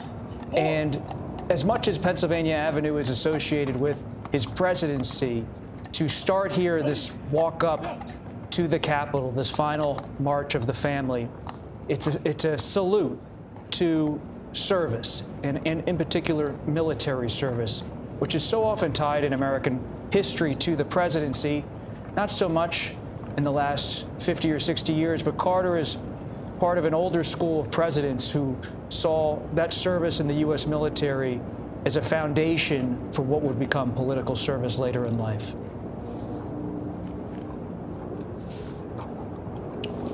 It's an excellent point, David. And sometimes, we think of the military armed forces as being, going to war, but Carter saw it as a people's navy too, that young people can join and help make the world safe for democracy, and so he was very bullish on people doing that. It's you can volunteer through Christianity or missionary work, or join the armed forces, because often you're going in to help people in need around the world, not being in a battleground situation. You're being, for a lot of people, and I was one of the first, you're part of something larger than yourself when you're in the military. I spent 3 years in the Air Force on active duty, and it was the first time that I had ever felt like I was doing something that was bigger than I was. I'd always been ambitious and all of that, but to just be part of something like that, I think it was one of the things that unified this country. And I think it's one of the things we kind of miss now, because we have the all-volunteer force. Right, yeah. I grew up in the Army. My father, of course, was drafted and served 30 years, but most recently I've been reporting on 2 different aircraft carriers. The first journalist in the Red Sea with our 7 Navy sailors out there after the October 7th attacks, and I couldn't be more impressed by our U.S. Navy. And the men and women who serve, sometimes 5,000 of them in tight quarters on an aircraft carrier, and those who really put their lives in harm's way. It's an incredible service, and so this tribute today, important, and also a reminder about what all the men and women who serve our Navy do. I have to ask you, Terry Adamson, who is still with us, who was friend of the Carters for 60 years, what did Jimmy Carter say when he talked about his service? Well, we did talk about it. Because we were both interested in Asia, and a lot of his time on the USS Pomfret was in Asia. And one of the what-if things that you were talking about earlier is he was swept off the deck of a submarine by a huge wave, and there was a moment in time that all of this history that we're talking about would never have happened. But he luckily, when the wave receded, he lost his grip on what he was holding, on the rail he was holding, but he landed on the front deck, and he grabbed the machine gun that's at the front of the deck, a 5-inch gun actually, and he was safe. But that's a little. He told me that story when we were in Shanghai one time, and it was really interesting. He also said he took a lot of pictures when he was in the Navy on that submarine. And I said, "Where are they?" He said, "A shoebox in the closet." I said, "Well, I'd like to see those." and they actually made one, and they redid the exhibitry at the Carter Center Museum. They actually included one of those that you can actually see through the periscope of the Pomfret from his service. And one of the ironies here is here's this great Lieutenant Carter, Cold War naval hero, but when he ran for president in '76, it was all about no more Vietnam. So when he got inaugurated in 1977 and did this march down Pennsylvania Avenue, he also was giving amnesty to people who draft dodged or would not serve in Vietnam. That rankled a lot of the Navy, that Carter did that. Some of the people that were, and so there had been a period here where the Navy didn't fully put their arms around President Carter. That's changed, as Robert Costa said, when they named the USS Carter. That brief shot was of the family, Jimmy and Rosalind Carter's 4 children there, and behind them, many of the grandchildren and great-grandchildren who have gathered for this procession and will accompany the horse-drawn caisson up Pennsylvania Avenue. And as we witness this moment, I want to note that during the Carter presidency, the United States was not involved in any military conflict. And the former president told Leslie Stahl of 60 Minutes in 2010 that this was not just of circumstance, but also his belief in how America should assert its influence. We went through 4 years We never fired a bullet. We never dropped a bomb. We never launched a missile. Because of your religious views? That's part of it, because I felt that our country should be, as a superpower, the champion of peace. And some people will criticize that, have criticized that attitude, as saying that in Jimmy Carter's time we didn't look as strong. We didn't look like a superpower. There's no doubt that usually a president's public image is enhanced by going to war. That never did appeal to me. And yet on that note, too, about what Leslie brought up, did people view him as a strong president? No, because our economy wasn't doing well. We had double-digit inflation, long gasoline lines. As we've just learned about 2024, the economy matters mightily, and President Carter didn't have a good hand with that, nor did Gerald Ford, who was trying to promote whip inflation now and wearing buttons. It was just that moment in America. But look at what Carter started doing. I mean, he created a Department of Energy, a Department of Education, started FEMA, was the first president to denounce apartheid in South Africa, and first president to go to Nigeria, and mainly he promoted human rights in our foreign policy, and that's how he won. But the Leslie Stahl clip is because he told the Soviet Union, the Kremlin, you're going to follow the Helsinki Accords. What are your human rights records? Why in Russia don't you allow Bibles? Why aren't synagogues open? And he embraced Jewish dissidents that came out of Russia and said, you're welcome here in America, or helped with Israel.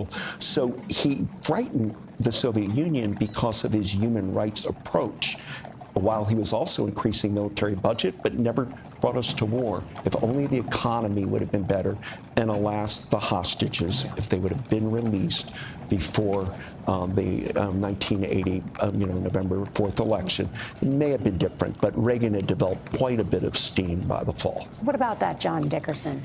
Well, Carter, just to pick up on that, the hostages, that in the foreign policy realm, presidents are bedeviled by the idea that they can, just through the sheer sort of superhero power of the office, can get things done. And Carter benefited from that and also was harmed by it. Let's look at two instances in the Middle East. On the one hand, the Camp David Accords, by all account, both Menachem Begin and Anwar Sadat, took place because of Carter's iron will, because he made them happen. And that is an act of personal diplomacy that's at the top of the rank. Then you look at what he tried to do in solving the hostage crisis, where he made a very, both for political reasons, but also because he believed it was a part of his relationship of transparency and honesty with the American public. He laid it all on the line that he was going to get those hostages out. And he worked diligently, but unsuccessfully.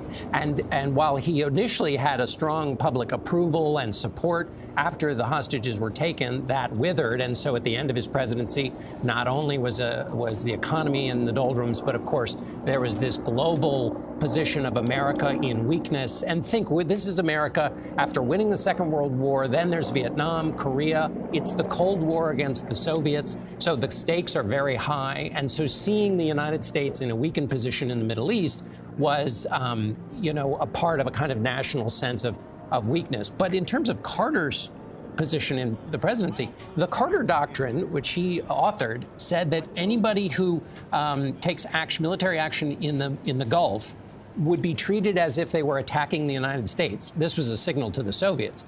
So when he was creating peace between Israel and Egypt, it was not just about those two countries. It was about the major power conflict with the Soviets. And to lay out the Carter Doctrine is not a wimpy thing to do. It is a flex of American military power that is also a part of his legacy.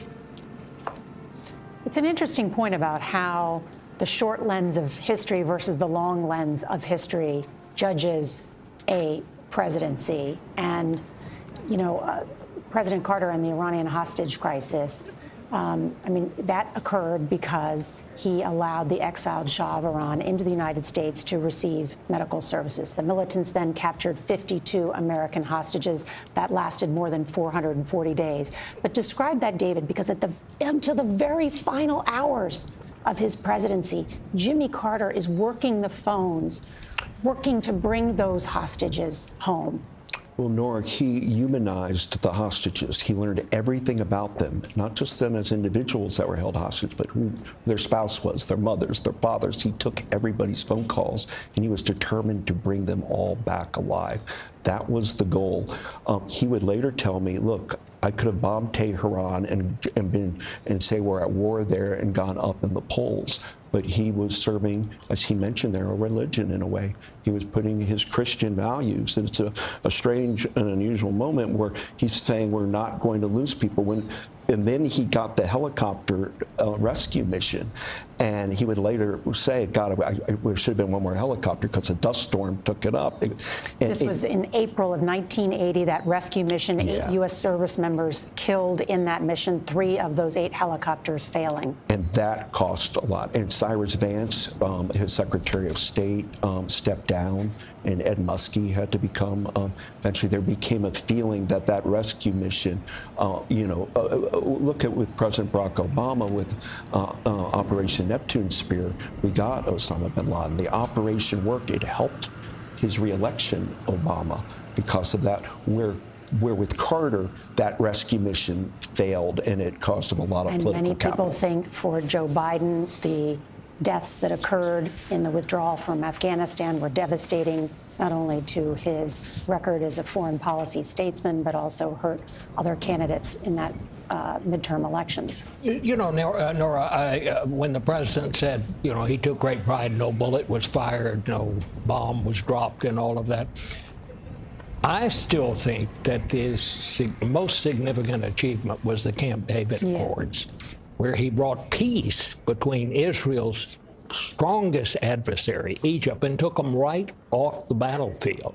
How many lives were saved as a result of that? Because you know what would have happened had that gone on. And I think it was probably the most significant, not economic, but development on foreign policy of my lifetime, quite frankly. To this day. Excluding World War II, because I was alive. He called it the Holy Land, Israel, and he knew every nook and cranny of Israel.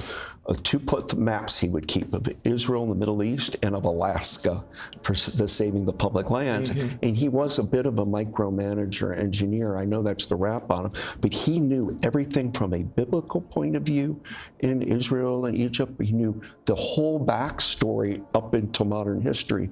And I was always amazed as a governor, he took the time to go to Israel and meet Golda Meir, who he really wanted to see. And so he became a student of the Middle East, and his biggest frustration is that Palestine didn't get created. He had a complicated legacy post-presidency on Middle Eastern affairs. Bob, you've covered so many presidents.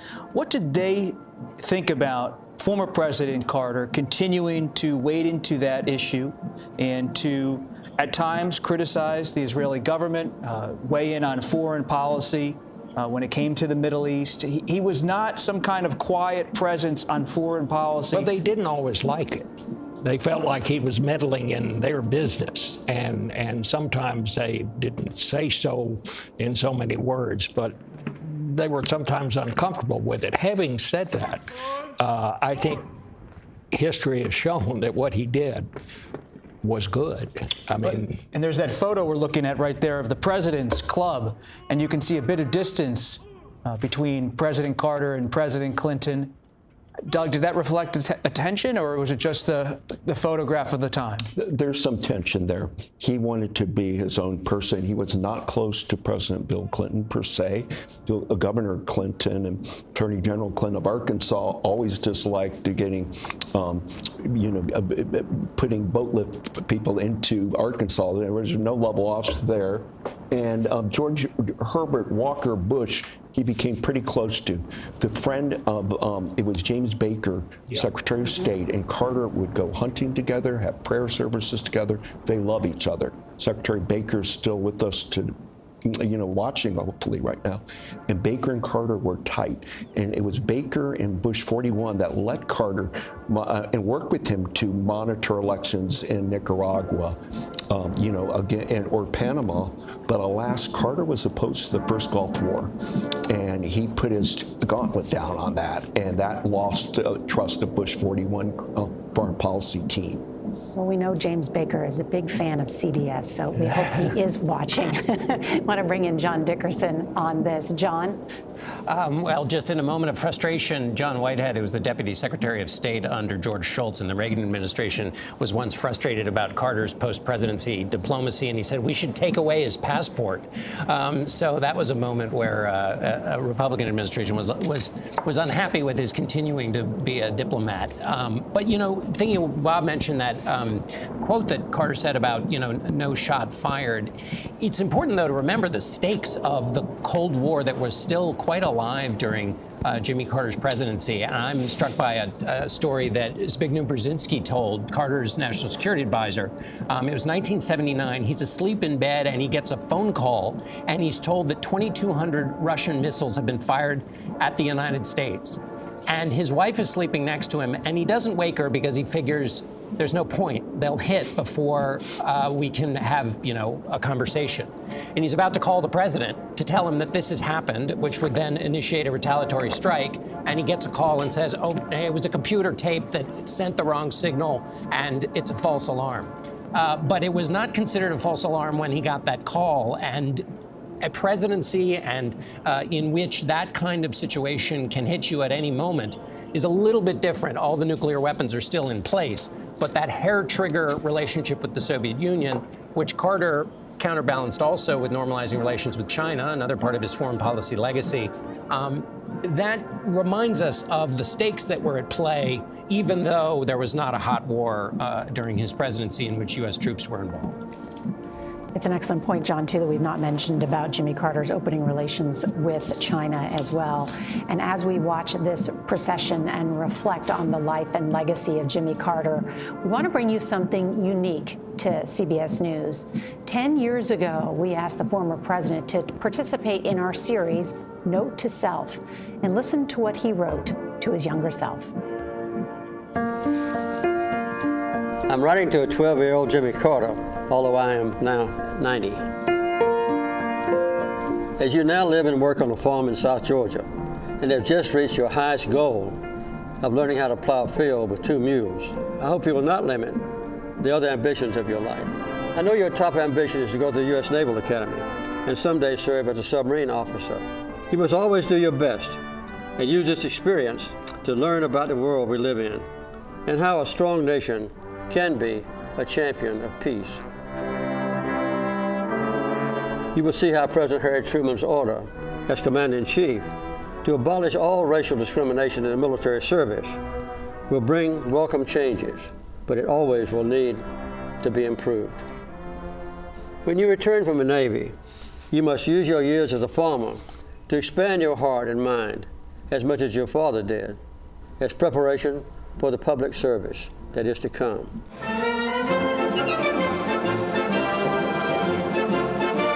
My name is Jimmy Carter, and I'm running for president. In private life and in elective office, I, Jimmy Carter, do solemnly swear. You should remember the advice that you got from your school teacher, Miss Julia Coleman. As my high school teacher, Miss Julia Coleman, used to say, we must accommodate changing times and still hold to unchanging principles.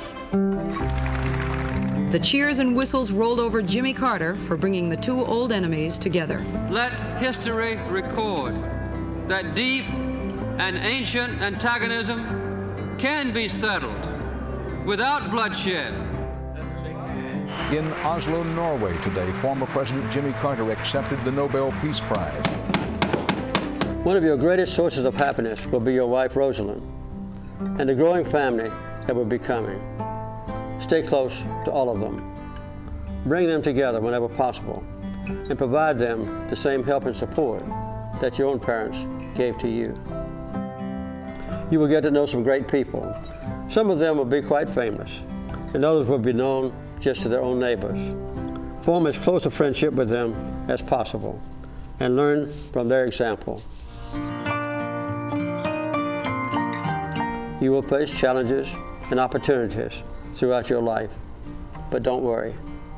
So many people will want to help you along the way. It's a beautiful note to self as the idea and the concept, too, that we developed in CBS Mornings to write a note back to your younger self and the challenges that Jimmy Carter faced, and yet the extraordinary life that he lived of service and is being remembered for in these last couple of weeks.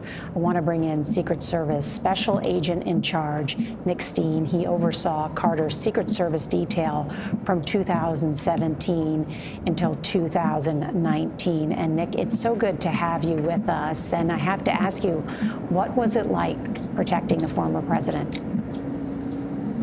When I took over President Carter's detail, he was already in his early 90s, so it was a very different form of protection. Obviously, everybody knows the role of the Secret Service as far as protecting from threats, but there's also when someone's elderly and has that age, there's that aspect of it, the medical component. So, but in addition to that, he was still very active. I mean, we still did foreign travel. He did a lot of fishing and hunting trips. He went on Habitat for Humanity builds. So he was a very active man in his early 90s. So that also added to that element of danger because, you know, being active, it wasn't that he was just sitting at home and we were protecting him in a chair, but we were wading through rivers and going on boats in the Gulf of Mexico. It was just, it was in many ways kind of surreal that he was able to do that and continue to do that well into his 90s. What a wonderful experience. And I know you said that being with him was like walking through history. What do you mean? It was, as a Secret Service agent, a lot of times when you're doing a protective mission, it's the now. I was on duty during September 11th and a lot of the other events before and after that where history's being made. You don't really reflect on it being history. It's just what's happening right then. But with him, a lot of our time together was him in reflection. We'd be driving around the farmlands around Plains, Georgia, and we'd have talks about him growing up and being a farmer, what farming is in the area. I learned a lot about farming from him. But I was essentially walking and living with history in every conversation I had with him. You know, he was still doing things. I remember there was still there were some issues with North Korea when President Trump took over as he was starting to start diplomatic relations, and President Carter wanted to go to North Korea to help facilitate that. And so, but in many ways, just every day with him was kind of like a history lesson, and he was very kind to always sit and talk and tell us about his experiences, primarily before he was president. And Nick, not just protecting him and walking through history, you also went to Sunday school with him, didn't you? Pretty much every Sunday, unless there was some reason we were out of town. He was, during my time there, he was teaching Sunday schools on Sunday there at Maranatha Baptist in Plains. So every Saturday night we would try to get him home, or he would be home to prepare his lesson for the next day, and then we would have to coordinate a very large gathering every Sunday. People would come from literally all over the world every Sunday to hear him give his Sunday school lesson. We are watching the procession of the 39th president set to arrive on Capitol Hill. You can see a number of the dignitaries and lawmakers waiting there to begin this ceremony. We're speaking with Nick Steen, the special agent in charge. And Nick, I understand you're from Georgia, but you learned more about peanuts from Jimmy Carter than anybody else. I did. He would. He'd often want to go in the afternoons to drive. We had a farm truck that we'd use as his vehicle, and he would ride in the truck and point out things. He'd often get out and walk through the fields, and he wasn't actually the farmer in the fields at the time. He would lease out his land, but it was funny. He knew every stage of, if we rode by the crop, he could tell if it needed more water, or he'd pull up a thing and show us the peanuts underneath growing into the ground. So he was just, he never forgot his roots there and being a farmer from South Georgia and growing up and learning all about that. And he didn't forget any of it. And that period between when he was in the Navy and when he ran for a government position with the state of Georgia, he was a farmer through and through, and he knew the business very well. And Nick, I know that Secret Service agents, of course, are circumspect about their dealings with presidents, but you also had a front row seat to his relationship with his wife of 77 years, Rosalind Carter. What did you witness? They had a special relationship. I mean, obviously they were married 77 years, and you know, they were a husband and wife. Without getting into detail, they would have their discussions in the back of our limousine sometimes as we were transporting him from one location to another, and sometimes they'd be angry with each other, but you'd look back and they'd be holding hands. So they just really had a very unique relationship, and it was symbiotic. We used to often say if one of them was down, if we had one in the hospital, the other one would suddenly be full of energy and healthy. And so they just kind of fed off each other in that way. And really, you could tell there was a lot of love there between them. Well, Nick, the special agent in charge for 2 years of former President Jimmy Carter, thank you so much for joining us. My pleasure. I guess that's one of the lessons. If you're going to argue, hold hands at least while you're doing it. That's the that's a secret to a long marriage, huh? It keeps somebody from finding another use for their hand. No doubt. I have to say we're also joined by Terry Adamson, a close friend of the Carters and his personal attorney. And Terry, thank you so much for staying with us as we watch this incredible procession down Pennsylvania Avenue from the U.S. Navy Memorial. I mean, just look at really this incredible group of dignitaries and the family as they proceed to the U.S. Capitol. And Terry, you know, you did so much work with the Carter Center. What do you think is the legacy? Well, the center itself is an incredible legacy. They put their heart and soul in it. I'm sure the original dreams of it were ambitious, but it has done so much more than most of us that were a part of that for so long did. What it does in health, what it does in peace, mental health. One of Mrs. Carter's favorite subjects is she was First Lady of Georgia. It is just an incredible institution, and it has done more through the leadership of the Carters. And it will continue to do more under the leadership of its board, and is chaired by Jason Carter, and talked about earlier.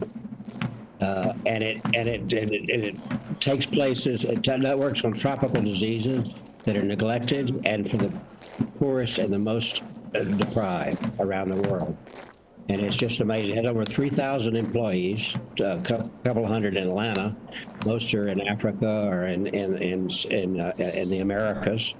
And they've worked on so many different diseases. You all heard about them, I think, and talked about them. But the impact of those is just demonstrably large, and it's the human misery that is avoided because of that work.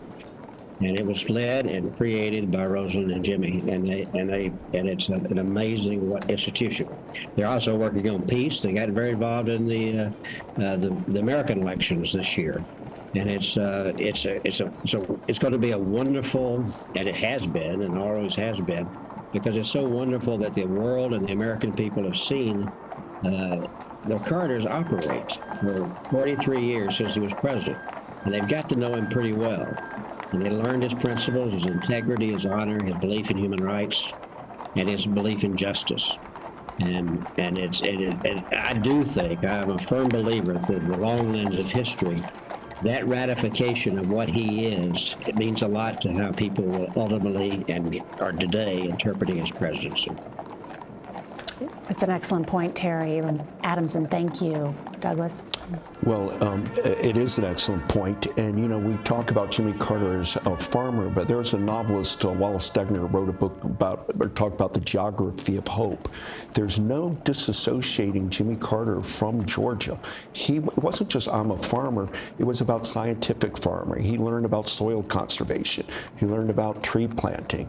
He learned he created his own pond and would stock it. I mean, he really was incredible at that. And just down the road, Georgia had an agricultural way station where he learned scientific farming principles.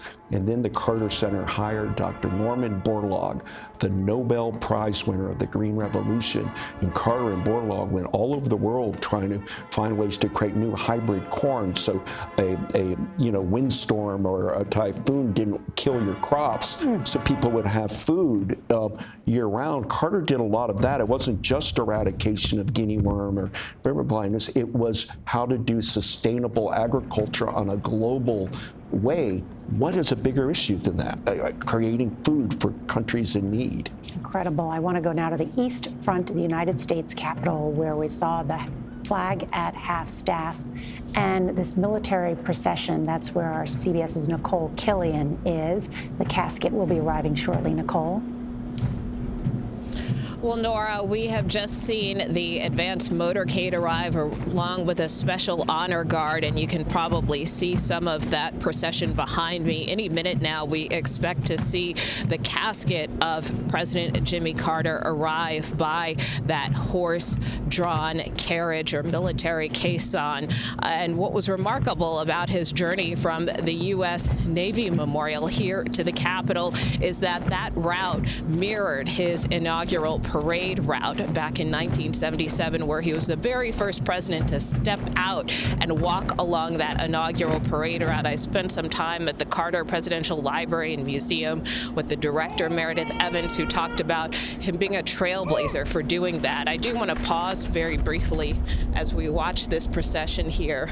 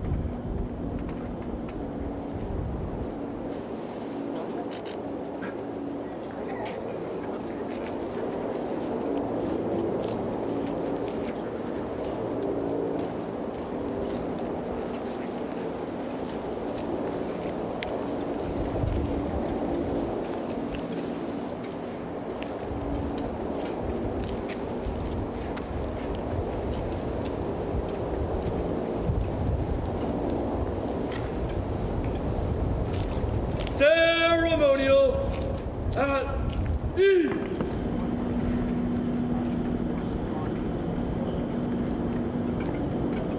Ceremonial at ease.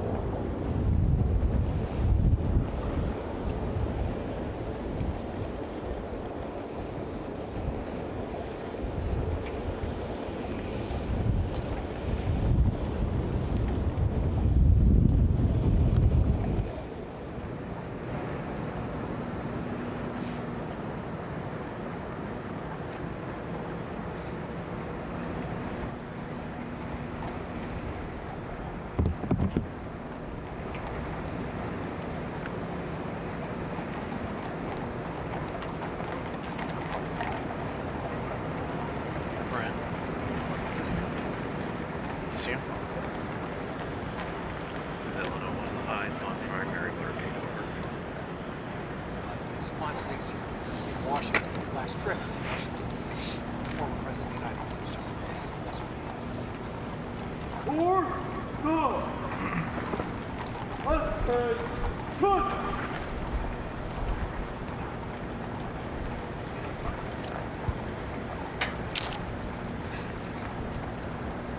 this incredible and solemn procession that we are watching right now as America pays tribute to former presidents when they pass, and just thinking about what an extraordinary month it's going to be here in Washington as this is the east front of the Capitol. On the west front of the Capitol later this month, a new president will be inaugurated. And right now we can see the Russell Senate Office Building, that beige building behind the procession where so many senators watched Carter take the presidency in 1977, wondered what he was going to be all about. They're now passing by the steps of the United States Senate, walking towards the House of Representatives, and of course toward the Rotunda, where thousands of Americans will pay their respects in the coming day. Our Nicole Killian is right there witnessing all of this. Nicole? Yes, it's quite a sight to see, Nora, as we watch this horse-drawn caisson move to the center of the East Front, at which point it will stop, and we will see ceremonial troops present their arms and render honors to the 39th president, at which point we will see his casket transported up the stairs of the U.S. Capitol towards the Rotunda, where he will be joined by members of his family. But also, interestingly, he will be joined by surviving members of his cabinet. There aren't that many left. Several of them are in their 90s, but we expect the former Treasury Secretary, the Honorable Michael Blumenthal, to be here, the Honorable Joseph Califano, former Secretary of Health, Education, and Welfare, and the Honorable Ray Marshall, former Secretary of Labor, along with the widows of several former secretaries as well. So they will join the family members at the top of the stairs there, all of them here in attendance for a ceremony that will take place inside of the Capitol Rotunda. We expect to hear from Senate Majority Leader John Thune, House Speaker Mike Johnson, as well as Vice President Kamala Harris, all of whom are expected to deliver eulogies and lay wreaths in honor of the 39th president. I think it's also important to point out just how rare these ceremonies are here in the U.S. Capitol. This is really an honor reserved for some of the most distinguished Americans in the history of our country. The last U.S. president to lie in state here at the U.S. Capitol was former President George H.W. Bush back in 2018. And I remember covering that, and many people from all walks of life, all political stripes, came out during that period to pay their respects.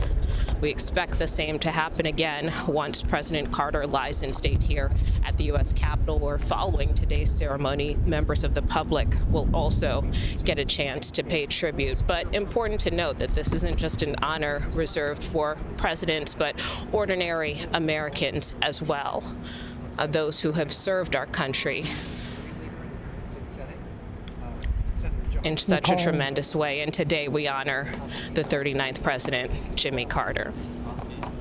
Nicole Killian, thank you. And you may have caught a glimpse of the snow still on the ground here in our nation's capital following a late snowstorm on Sunday night as kids are out of school here in the nation's capital. Many of the federal offices are closed, and it's bitterly cold outside, quiet inside the Rotunda as they wait to pay tribute. This is Jimmy Carter's family.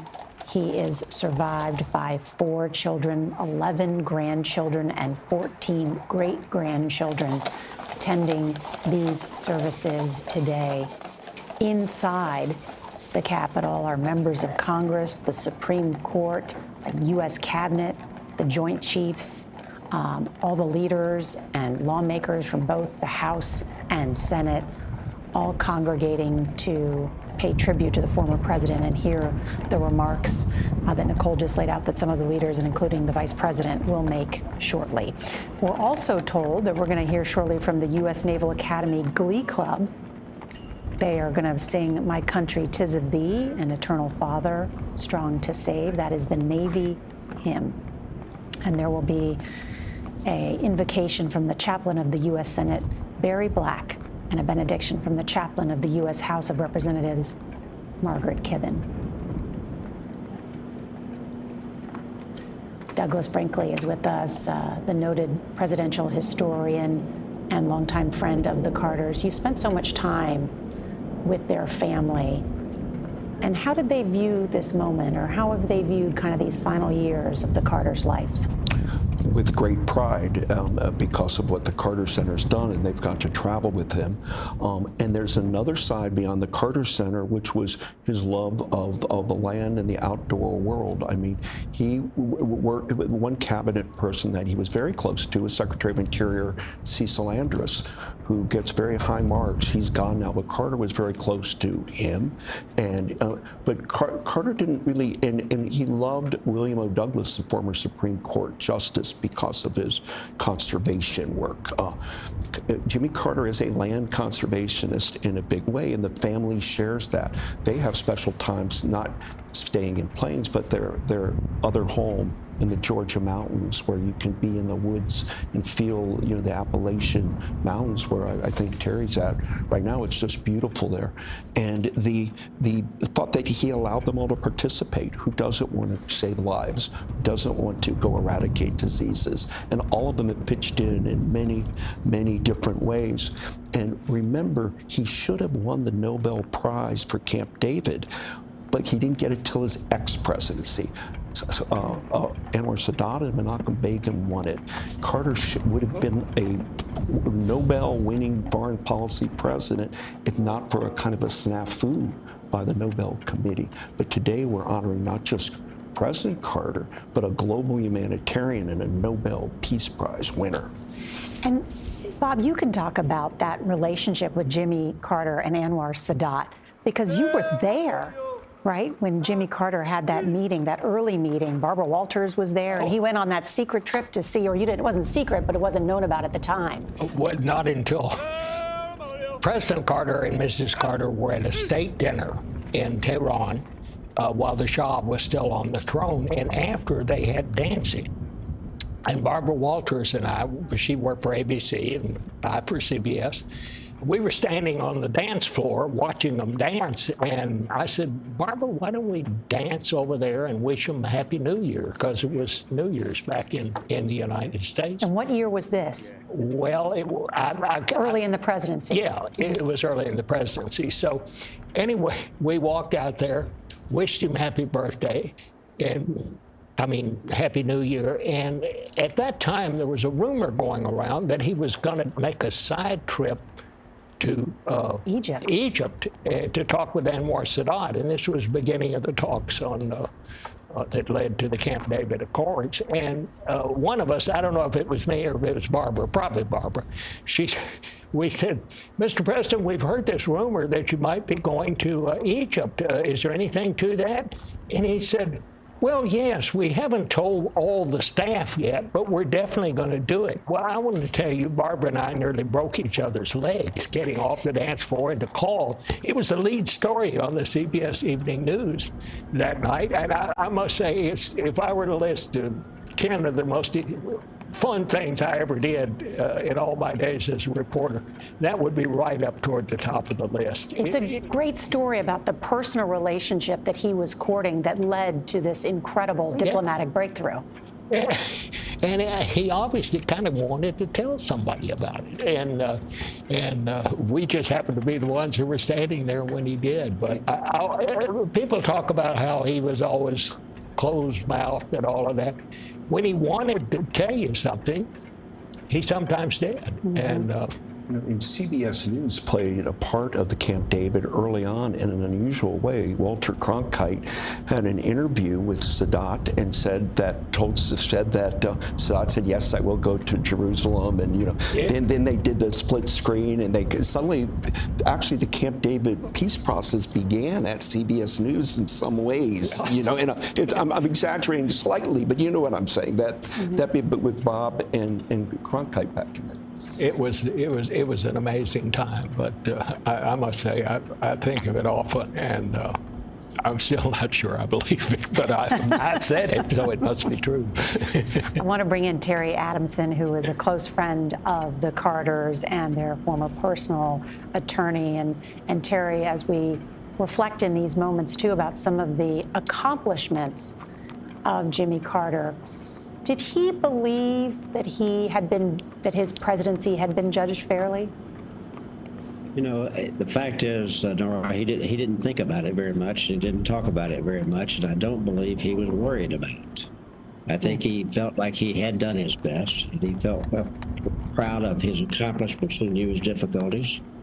He lost the election kind of badly, but he thought time would take his care. He was still a young man when he stopped being president. He was 56 years old, and he lived for 43 years.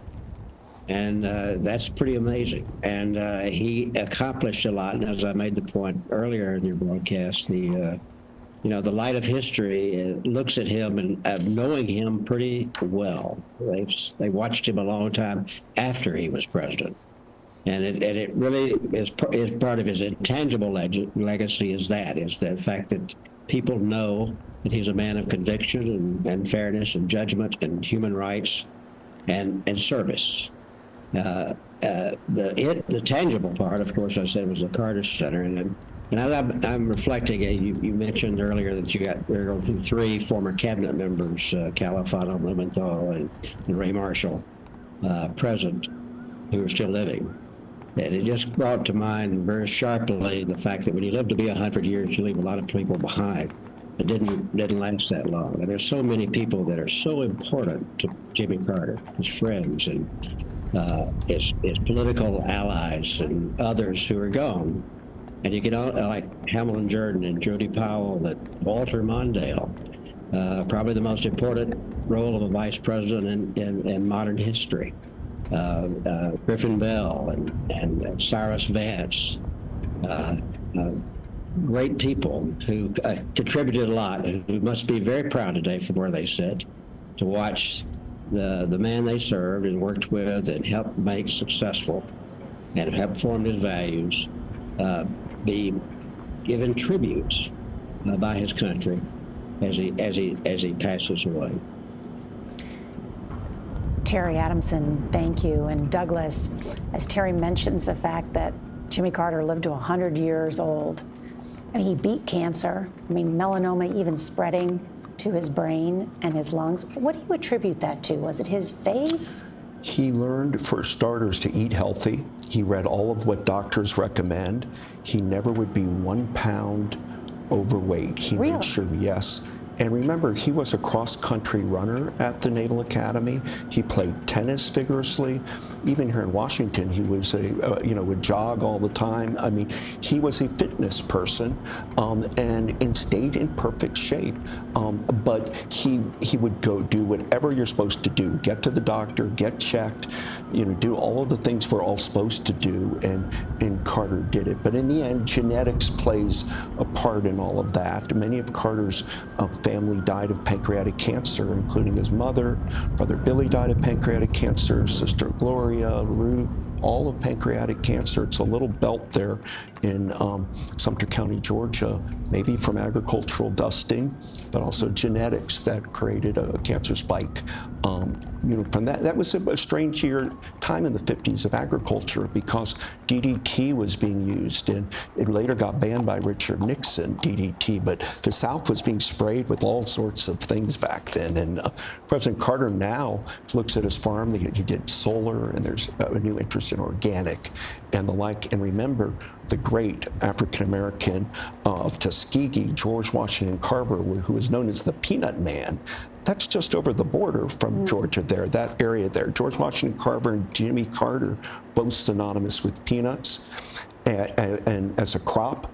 And who's still with us, who's very close to Jimmy Carter's Andrew Young, who was his ambassador to the United Nations, also from Georgia, Dr. King's closest of associates.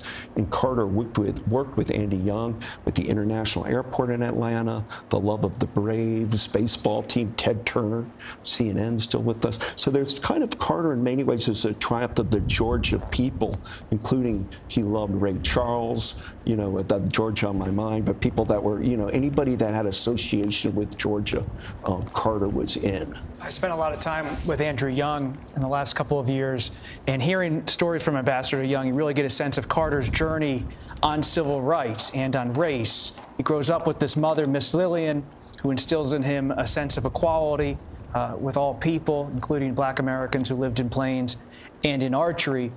But it took time for Carter to prove himself to people like Andrew Young, because when he runs for governor in 1966, he's defeated, and he comes back and wins in 1970. But his 1970 campaign turned some people off in Georgia because of the way he talked about George Wallace, said it would be okay if Wallace came to give a speech at the state capitol in Atlanta. But it was after that inaugural address in 1971 and the way Carter staffed his administration with more Black Americans and women down in Georgia that he really began to affirm in a way his relationship with the new South. And Andrew Young was at the forefront of that movement, ultimately makes Andrew Young his ambassador to the United Nations.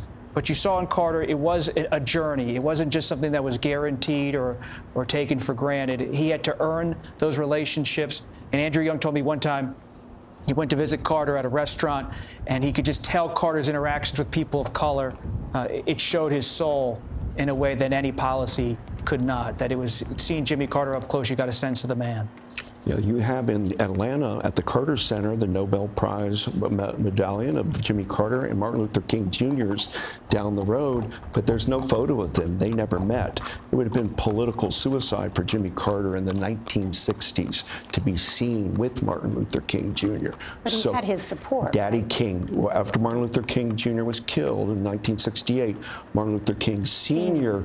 endorsed Jimmy Carter, and that meant a lot. And because the moderate Republican, Rockefeller Republicans had put a lot of money into Georgia and the historic Black colleges, and now Martin and Daddy King making that shift. And a man named David Rabahan, who's passed, he was important with Southern Christian Leadership Conference of Dr. King, and gave Jimmy Carter, when he ran for governor, the plane to hopscotch around. So he was indirectly involved with it, but with a Jewish American, not a Black American, because race, you know, this was Lester Maddox's Georgia back then.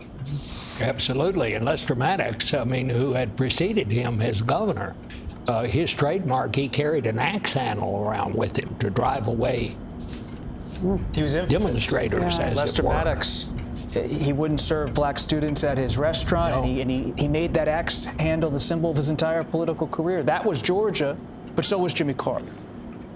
And that inaugural you're talking about of governor, when he said the time to end racial segregation in the South is now, he did it with Lester Maddox in the backdrop right there.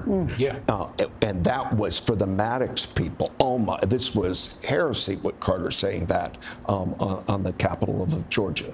That's classic Jimmy Carter. He didn't care. Exactly. He was going to do it his way. I asked Carter in 2018 how his religious beliefs brought him peace when he found out he had cancer, and this is what he said. How has your faith gotten you through your cancer? You know, I was surprised when I found out that I had cancer in my liver and in my brain pretty extensively. I thought I had just 2 or 3 weeks to live. And I was remarkably at ease. And I didn't concentrate on praying that I would recover. I didn't even think much about that, but I just prayed and thanked God for the blessings that I had received in life, and the loved ones that I've enjoyed and that sort of thing. And I was not nearly as fearful about death as I thought I would be. And so that taught me a lesson that I didn't know about myself. I want to bring in John Dickerson. And John, many people know how Jimmy Carter taught Sunday school, but what do you know about his faith?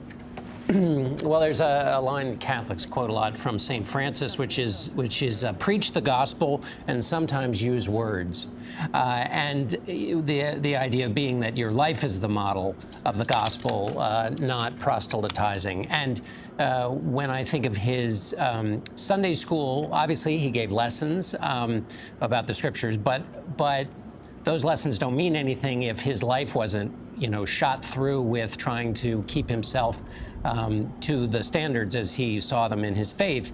And even that Playboy interview, that famous Playboy interview, which was an attempt to, improve his standing with a certain part of the electorate, he got himself into trouble because he was trying to explain that scripture from Matthew about women and having adultery in your heart. And he was trying to say that even though he believed in that, he didn't look down on anybody who might have committed adultery, and that it called on him to be humble. So this is, and that at the time, as a political matter, it obviously caused him issues with people, in part because candidates didn't talk about their religion. Candidates talk about it all the time now. But Jimmy Carter, one of his firsts was to speak about his faith so openly. And all the way through his life, and that question you asked him, Norah, and his reaction to it, and at other times he said, I've had a gratifying existence. So that idea that you can be at ease in the face of eternity is an extraordinary human response to what is devastating news.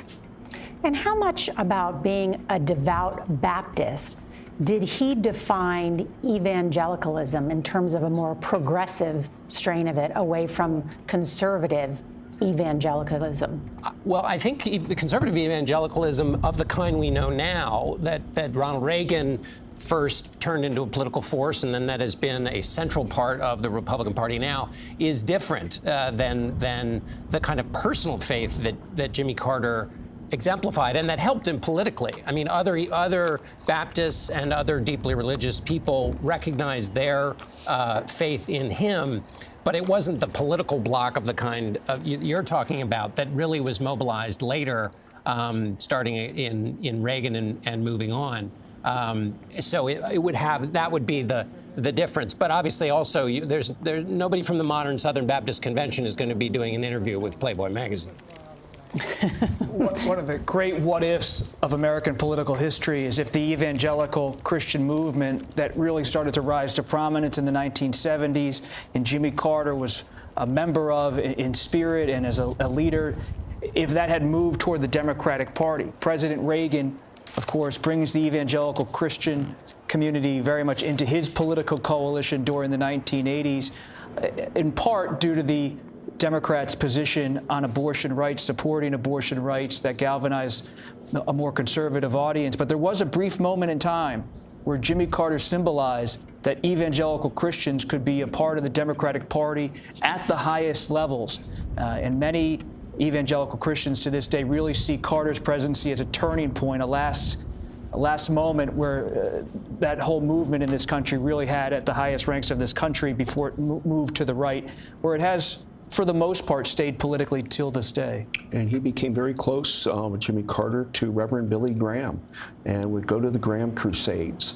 And he was deeply engaged with the Southern Baptist Convention, but it got more and more conservative, the Southern Baptist Convention. Carter stayed in it, but he became a progressive wing of it. And eventually they were driving Carter out of the Southern Progressive Convention at the end of his life, the last decades. But his love of the Baptist church is deep. Rosalind with the Methodist Church also, but the Baptist president he admired was Harry Truman, who was really his favorite president. Jason Carter. Yeah, we see Jason Carter and members of the family there on the steps of the east front of the Capitol as they are set with the honorary pallbearers have positioned at the base of the Capitol steps. Let's listen in. Attention!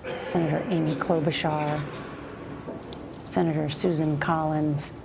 I could go on, Senator Tom Tillis, Ted Cruz, Jeanne Shaheen. I'm just pointing out the front row in many ways, all of them. Senator Jack Reed, the longtime chair of the Senate Armed Services Committee. John Ossoff from one of the younger senators there, the two senators from Georgia there in the front row as well. Just about everybody packed inside. Senator Warnock, a minister himself, as well as members of the House of Representatives. And if you see that raised box in the center of the rotunda there, it really has a connection, a deep connection to American history. It's the same, they call it a catafalque, where President Abraham Lincoln lied in 1865 following his assassination attempt. And it's a special piece of American history to be connected to the presidency, one of the greats, and Abraham Lincoln, now to a great man in Jimmy Carter and the life he lived. And there, the Vice President of the United States, Kamala Harris, as well as the First Gentleman, Doug Emhoff, right next to the Speaker of the House, Mike Johnson. And of course, Jimmy Carter said he was hoping to stay alive to see Kamala Harris elected President of the United States. It's one of his last things to get to vote for her. Of course, that didn't come to fruition, but it tells you that he was politically engaged to the very end. Voting by mail, right? Yes. Mm-hmm. I read that. Senate Majority Leader John Thune there in the center, from a small town just like President Carter, Murdo, South Dakota. Mm. Next to him, his wife, and then Senator Schumer and Hakeem Jeffries, the Democratic leader in the House of Representatives. And then you can see, as was pointed out earlier, some of the members of the Supreme Court just behind the Vice President and her husband as everyone turns to face the honor guard, honorary pallbearers. Those are the Joint Chiefs.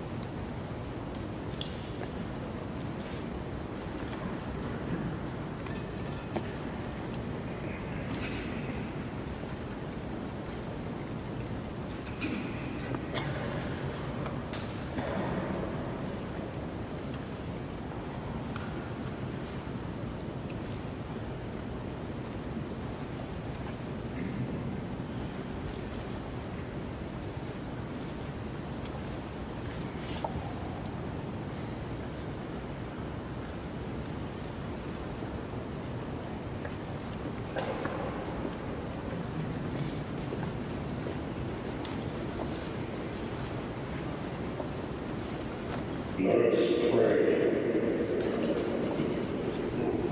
Eternal Father, strong to save, whose arms have bound the restless waves, we thank you for the inspiration of a consequential and laudable life as we celebrate the legacy of James Earl Carter, Jr., the 39th President of the United States. We proclaim your generosity to this nation and world for giving us the gift of someone with the ethical congruence to be salt and light to his generation. Lord, he made the world more palatable. We thank you for his passion for integrity, his commitment to leave the world better than he found it, and his exemplary love for his precious Rosalind. Inspired by his great life, teach us to know you more clearly, to love you more dearly, and to follow you more nearly each day. We pray in your matchless name. Amen.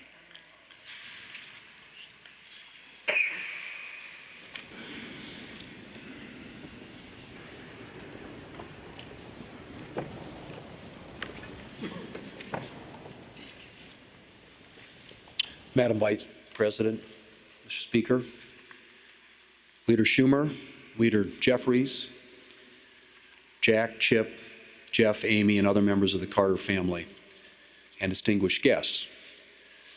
Today we gather to begin a final farewell to Jimmy Carter, Navy veteran, peanut farmer, Governor of Georgia, and President of the United States. Sunday school teacher, Nobel Prize winner, advocate for peace and human rights, and first and foremost, a faithful servant of his Creator and his fellow man. In a commencement speech he delivered at Liberty University back in 2018, President Carter told a story about going on a mission to Massachusetts back in his younger days under the auspices of the Southern Baptist Convention. During that trip, President Carter was impressed by the success of a fellow missionary in winning souls to Christ. And so as the mission was winding down, he asked him what made him so successful. He was a little embarrassed by my question, President Carter recalled, but then he finally said, I try to have two loves in my heart. One love is for God, and the other love I have in my heart is for the person who happens to be in front of me at any particular time. It was a statement, President Carter said, that he never forgot. And I think it's fair to say that it's also a statement he lived by. President Carter's term as president ended in 1981. And for the remainder of his life, the longest post-presidency of any American president ever, he focused on making the lives of his fellow men better. That meant things like the Carter Center, which among other things works for the eradication of disease in some of the poorest areas of the globe. And it meant things like his work with Habitat for Humanity to provide affordable housing for those in need. And when I say his work with Habitat for Humanity, I do mean his work. Jimmy Carter knew that his status as a former president could bring attention to good causes. It's why he encouraged Habitat to make use of his name and image. But simply lending his name, or maybe attending a gala or two, wasn't Jimmy Carter's style. He was here to get down in the weeds and the dirt, And he did that literally on numerous habitat builds, including one back in 1994 in Eagle Butte in my home state of South Dakota. Well into his 90s, he could be found with his hard hat and tools on construction sites doing the practical work required to get families into homes. The Son of Man did not come to be served, but to serve. And Jimmy Carter did his very best to live according to the calling of his Lord and Savior. Today, I join all Americans in mourning President Carter and remembering his example. But I rejoice in the thought that he, together with his beloved wife, Rosalind, is now before the face of his Father.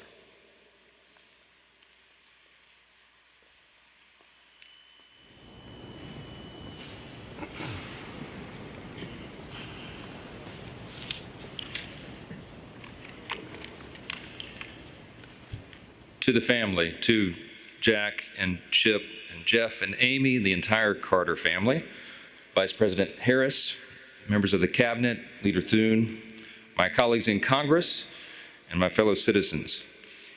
We meet in this sacred hall of self-government to honor an extraordinary man, a man who modeled the virtues of service and citizenship, as well as any other American. Surrounding us are the statues of those who gave their time, their energy, and their lives for the good of America. Before us lays a man who now joins their midst as a patriot, a veteran, a humanitarian, and the 39th President of the United States. When Jimmy Carter walked out on the east front of the Capitol and took his oath of office, I was just 4 years old, and he's the first president that I remember.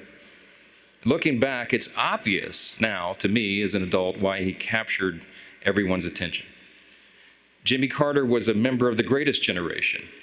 He lived through the Great Depression. He did that on a farm in rural Georgia. He knew the value of a dollar, and he modeled thrift his entire life. As long as he was in office, he hated government waste.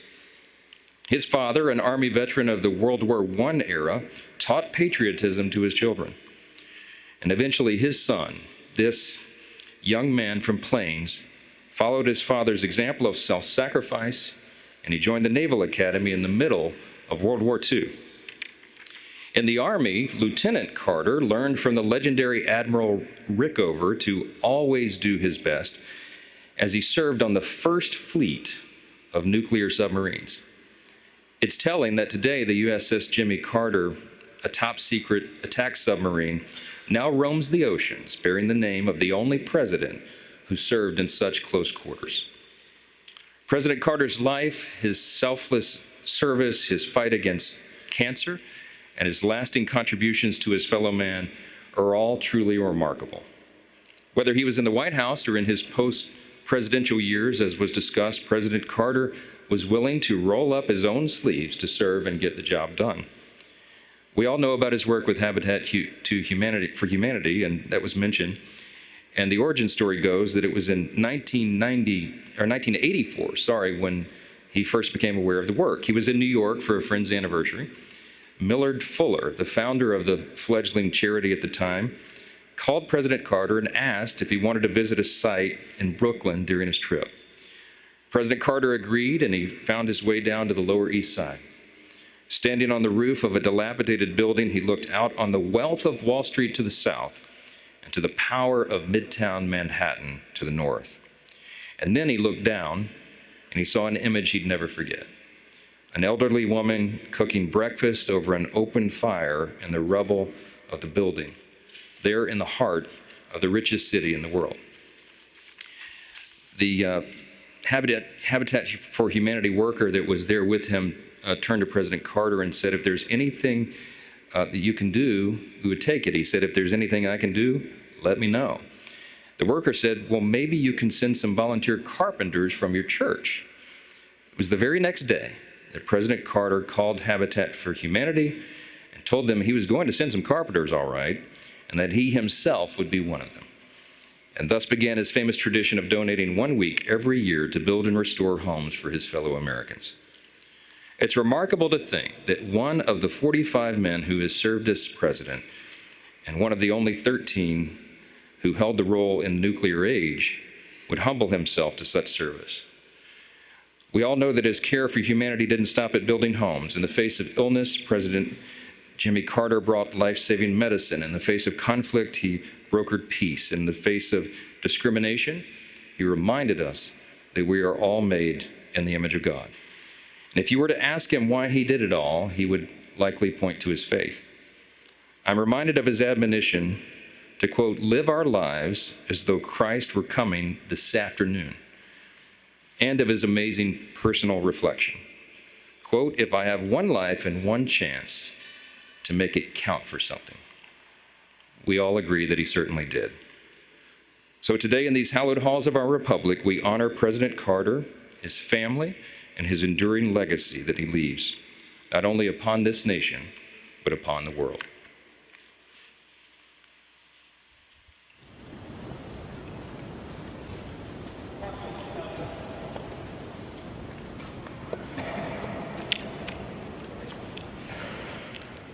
Leader Thune, Speaker Johnson, Leader Schumer, Leader Jeffries, members of Congress, and distinguished guests. It is an honor to be with you this afternoon, and to Jack, Chip, Jeff, Amy, and Jason, and all the other members of the Carter family. On behalf of the American people, Doug and I offer our deepest condolences. Being with you today, I'm reminded of the enduring words of a favorite hymn. May the works I have done speak for me. Today we gather to celebrate the life of a man whose works will echo for generations to come. A man from Plains, Georgia, who grew up without electricity or running water, and served as the 39th President of the United States of America, and lived every day of his long life in service to the people. President James Earl Carter, Jr.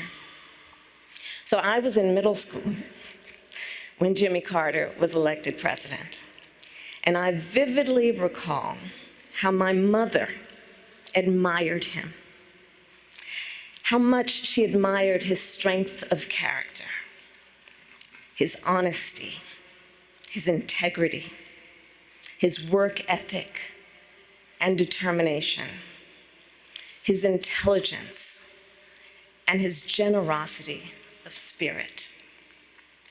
We have heard much today and in recent days about President Carter's impact in the 4 decades after he left the White House. Rightly so. Jimmy Carter established a new model for what it means to be a former president, and leaves an extraordinary post-presidential legacy. From founding the Carter Center, which has helped advance global human rights and alleviate human suffering, to his public health work in Latin America and Africa, to his tireless advocacy for peace and democracy around the globe. And Jimmy Carter was the President of the United States who was ahead of his time. He was the first President of the United States to have a comprehensive energy policy, including providing some of the first federal support for clean energy. He also passed over a dozen major pieces of legislation regarding environmental protection, and more than doubled the size of America's national parks, including protecting our beloved redwoods in my home state of California. He was a president who, between the years of 1977 and 1981, appointed more Black Americans to the federal bench than all of his predecessors combined, and appointed 5 times as many women. And in the wake of Watergate, Jimmy Carter passed historic ethics legislation to help rebuild America's faith in government. Jimmy Carter, as president, was also a respected global leader. To be sure, the years of his presidency were not without international crises or challenges, but his legacy of global leadership is well established. In Asia, he instituted full diplomatic relations with China, which he would later call one of the most historically significant accomplishments of his presidency. And his legacy lives on in the Middle East because, do recall, in the decades before Jimmy Carter became president, Israel and Egypt had been at war numerous times. Few thought peace could be achieved between them. Yet Jimmy Carter did that. Through his persistence and perseverance, through his unshakable belief in the power of American diplomacy, he secured the Camp David Accords, one of the most significant and durable peace treaties since World War II. And throughout the world, Jimmy Carter elevated the role of human rights in America's foreign policy priorities and uplifted the importance of civil society in doing that work. Jimmy Carter was a forward-looking president with a vision for the future. Consider his establishment of the Department of Energy in 1977, which anticipated the central role it would play in addressing the climate crisis. His creation of FEMA in 1979, which enabled our nation to mobilize a national response to disasters, which has helped countless communities rebuild and recover. And his founding of the Department of Education later that year, which elevated public education institutions and increased national standards for the education of America's children and future leaders. Jimmy Carter was that all too rare example of a gifted man who also walks with humility, modesty, and grace. Recall the stories from the 1976 campaign about how he slept in the homes of his supporters to share a meal with them at their table and to listen to what was on their minds. How on their first trip for Habitat for Humanity, Jimmy and Rosalind rode the bus with the other volunteers. And when the group stopped for the night to stay at a local church, Jimmy and Rosalind gave their private room to a young couple who had put off their honeymoon to join the trip. And with the other volunteers, they then slept on the floor of the church basement. And then, of course, his work to eradicate the vicious guinea worm disease that once disabled millions of people a year. It was one of the Carter Center's greatest triumphs. And Jimmy Carter, of course, given his nature, attributed its success not to his own leadership, but to the thousands of everyday Africans who were on the ground doing the work. Throughout his life and career, Jimmy Carter retained a fundamental decency and humility. James Earl Carter Jr. loved our country. He lived his faith, he served the people, and he left the world better than he found it.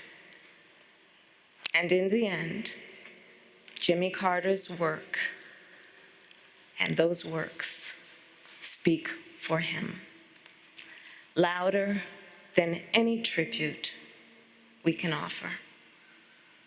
May his life be a lesson for the ages and a beacon for the future. May God bless President Jimmy Carter, and may God bless the United States of America.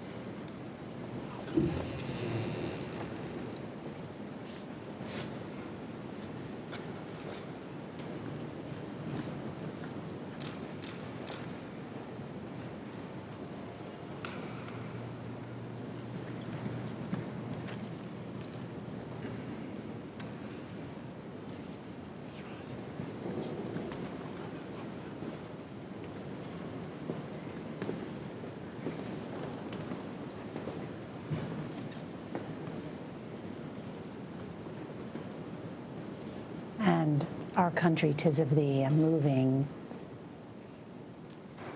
rendition by the U.S. Naval Academy Glee Club. Now you have the Democratic and Republican leader of the United States Senate delivering a wreath to the casket. A sign of tribute and of prayer and of honor of the 39th President, Jimmy Carter. This is one of those rare occasions in Washington, a bipartisan group come to honor a former president.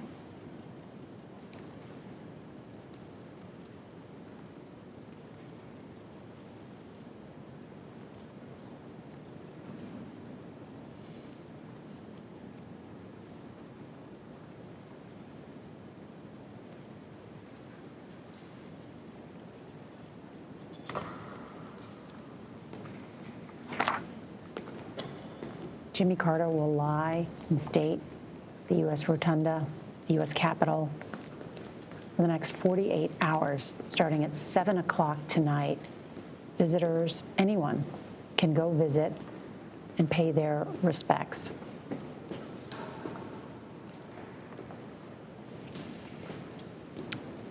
Gathered at this hour, we've witnessed members of Congress from both houses, from the United States Senate, as well as the House. There are Supreme Court members there, from the cabinet. The entire Joint Chiefs is there.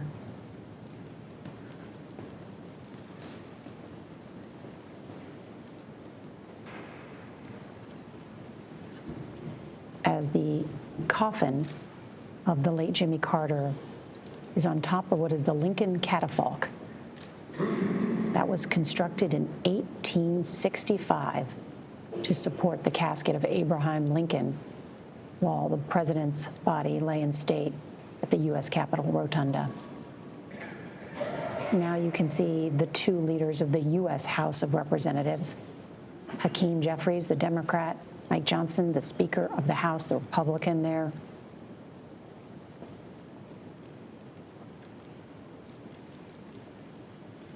In their tribute and paying respect to the former president.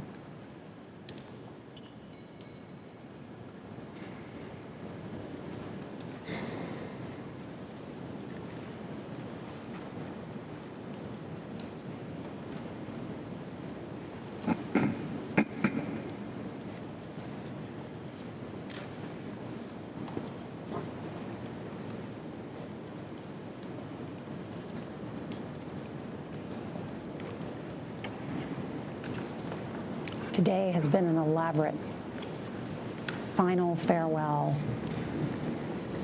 for Jimmy Carter, who always didn't love the pomp and circumstance of the White House, who at one point had banned them playing Hail to the Chief, but today it was played many times when he arrived in Washington, the U.S. Navy Memorial, and also here in the U.S. Capitol. This final and third wreath, placed by the Vice President of the United States, Kamala Harris, and her husband, Doug Emhoff.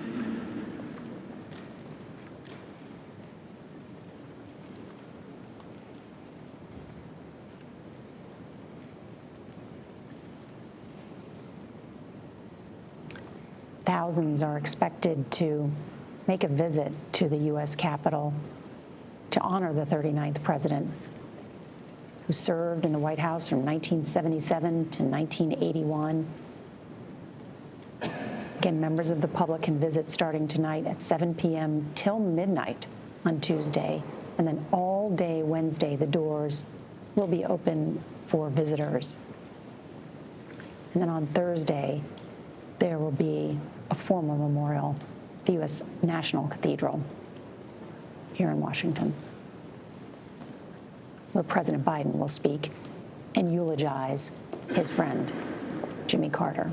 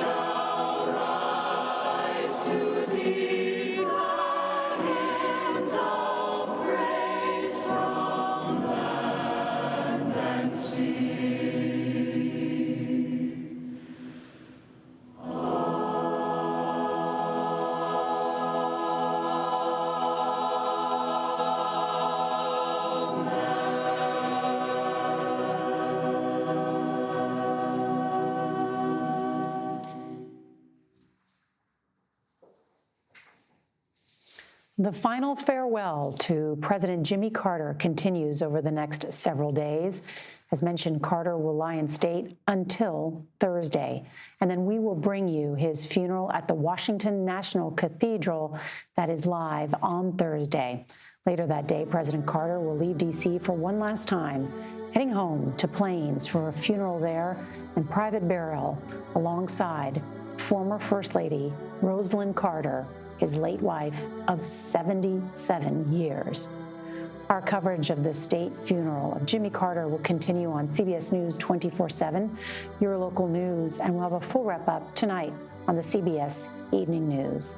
This has been a CBS News Special Report. I'm Norah O'Donnell.